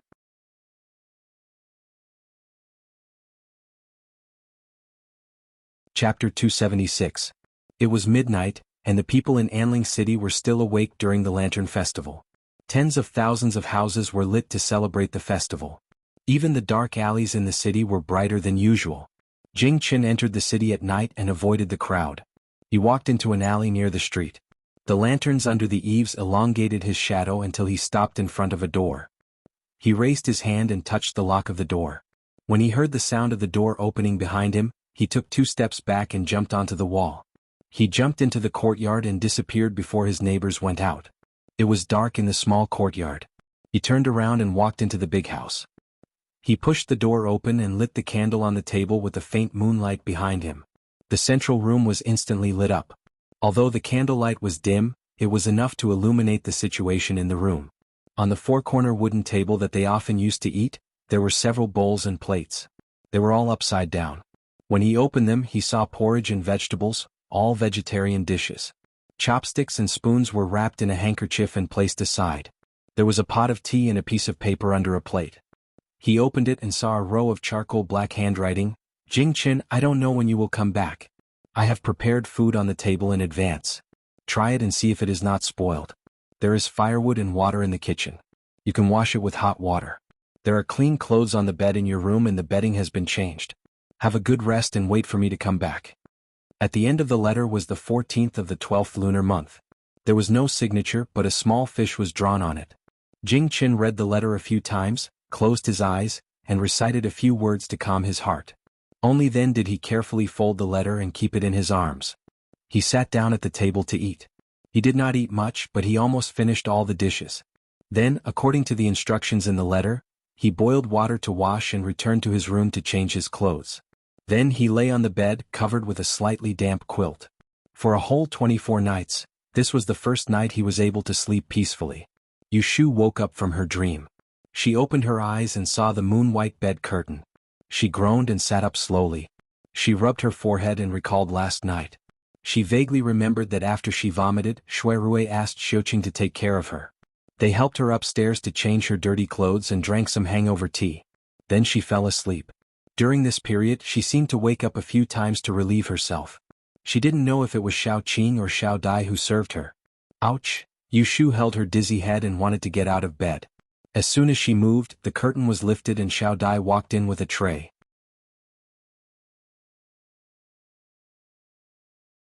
Seeing that she was barefoot on the bed, she hurriedly put down the tray and went forward to help her up. She said, "Don't move, Mississippi. Go back to bed and lie down. You're sick." Yu Shu was pushed back and covered with the quilt. She opened her mouth in confusion and her throat hurt. "I am sick." "Yes, Mississippi. You had a fever last night when you were drunk. Elder sister Xiu diagnosed that you had a cold, so she asked the servant to boil the medicine. Drink it while it is hot." Xiao Dai put a pillow behind her back and brought the bowl of medicine to her. Yu Shu raised her hand and touched her forehead. It was a little hot. She frowned and drank the bowl of bitter soup. She leaned against the headboard weakly and watched Xiao Qing bring in hot water to wipe her hands and face. She thought of Jing Chen's previous warning and felt depressed. She tried to defend herself but still couldn't escape this illness. Fine, Jing Chen said that she had to be slightly sick in order to survive this disaster. "Xiao Dai, there is a small white medicine bottle in the clothes I wore yesterday. Bring it to me." Yu Shu ordered a maid to bring the medicine bottle. She poured out a millennium pill and drank it with warm water. Then she asked them, "Where is your young master? Did he go back last night?" Xiao Qing said, "Young master left in the morning. He left a message for Miss to rest in Wangji building for 2 days. He will send someone to the mansion to explain." As for where the residence was, it could only be the Ji residence. Yu Shu had a clear idea in her heart. Shui Rui had always been thorough in his work. Even if she didn't say anything, he would have arranged everything properly. Thus she laid back down in relief. Leaning against the pillow, she fell asleep again. In her hazy state, she wondered if Jing Chen had returned home and eaten yet. Xiao Qing and Xiao Dai saw that she fell asleep, so they left one of them in the room to take care of her. The other left quietly and went to the room downstairs to report, "Young master, Miss has woken up." She drank the medicine and fell asleep again.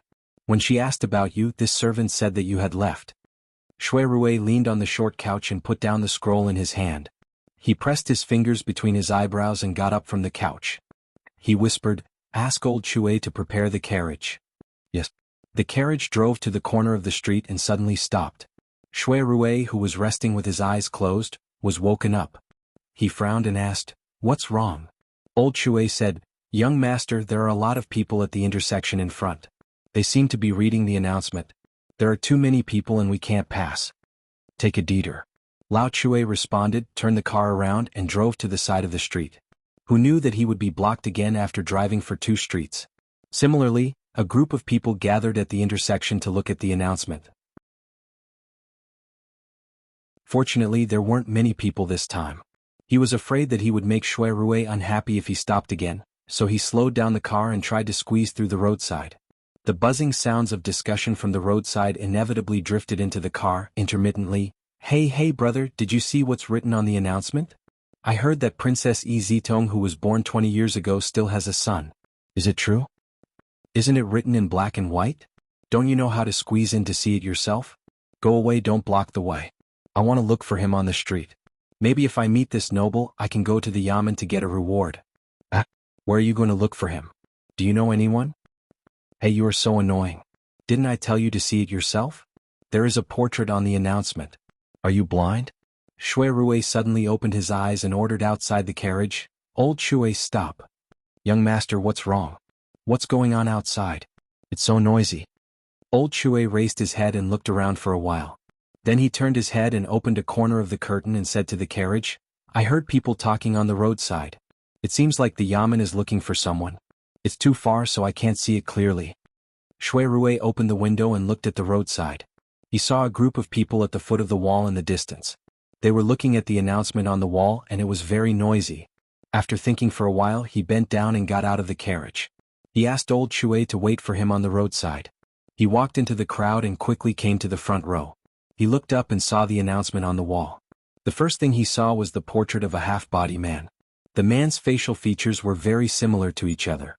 His eyebrows were like swords, his eyes were like stars, and his face was handsome. He moved his eyes to the announcement on the side and saw the words, Celestial Commissioner's Edict. In the past there was Yun Hua who changed his son to cleanse the world. He was betrothed to Princess Liyue. They were a match made in heaven. Unfortunately he died young. One of them went to the Dao sect. In order to fulfill his parents' wish, he represented the Da and royal family and worshipped the three pure ones. After more than 10 years of cultivation, the Celestial Commissioner knew that he was in the capital. But he was innocent and didn't know that he was an important person, so he couldn't return to the Dao sect. He ordered the people in the city to look for him. The Taoist was 6 feet tall, handsome, liked to wear white clothes and had a pair of swords.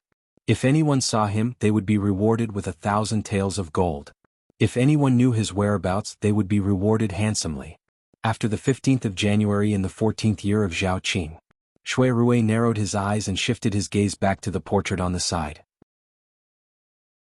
After staring at it for a moment, his eyes flashed and he was surprised. It was actually him. Ji Huaishan hurriedly got off the carriage. He held a long scroll in his hand and walked into the mansion. He ordered the steward who came forward to greet him, "Go, quickly summon forth Miss to this old man's study room." "Yes, Your Excellency." Ji Xingxuan went out last night during the Lantern Festival and returned home disappointed. She also wrote 1,000 tales of debt for nothing, so she slept the whole night.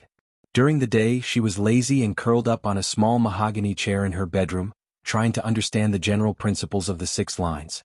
When she heard a maidservant report that Yushu hadn't returned last night, she frowned and said, "Send someone to keep an eye on her.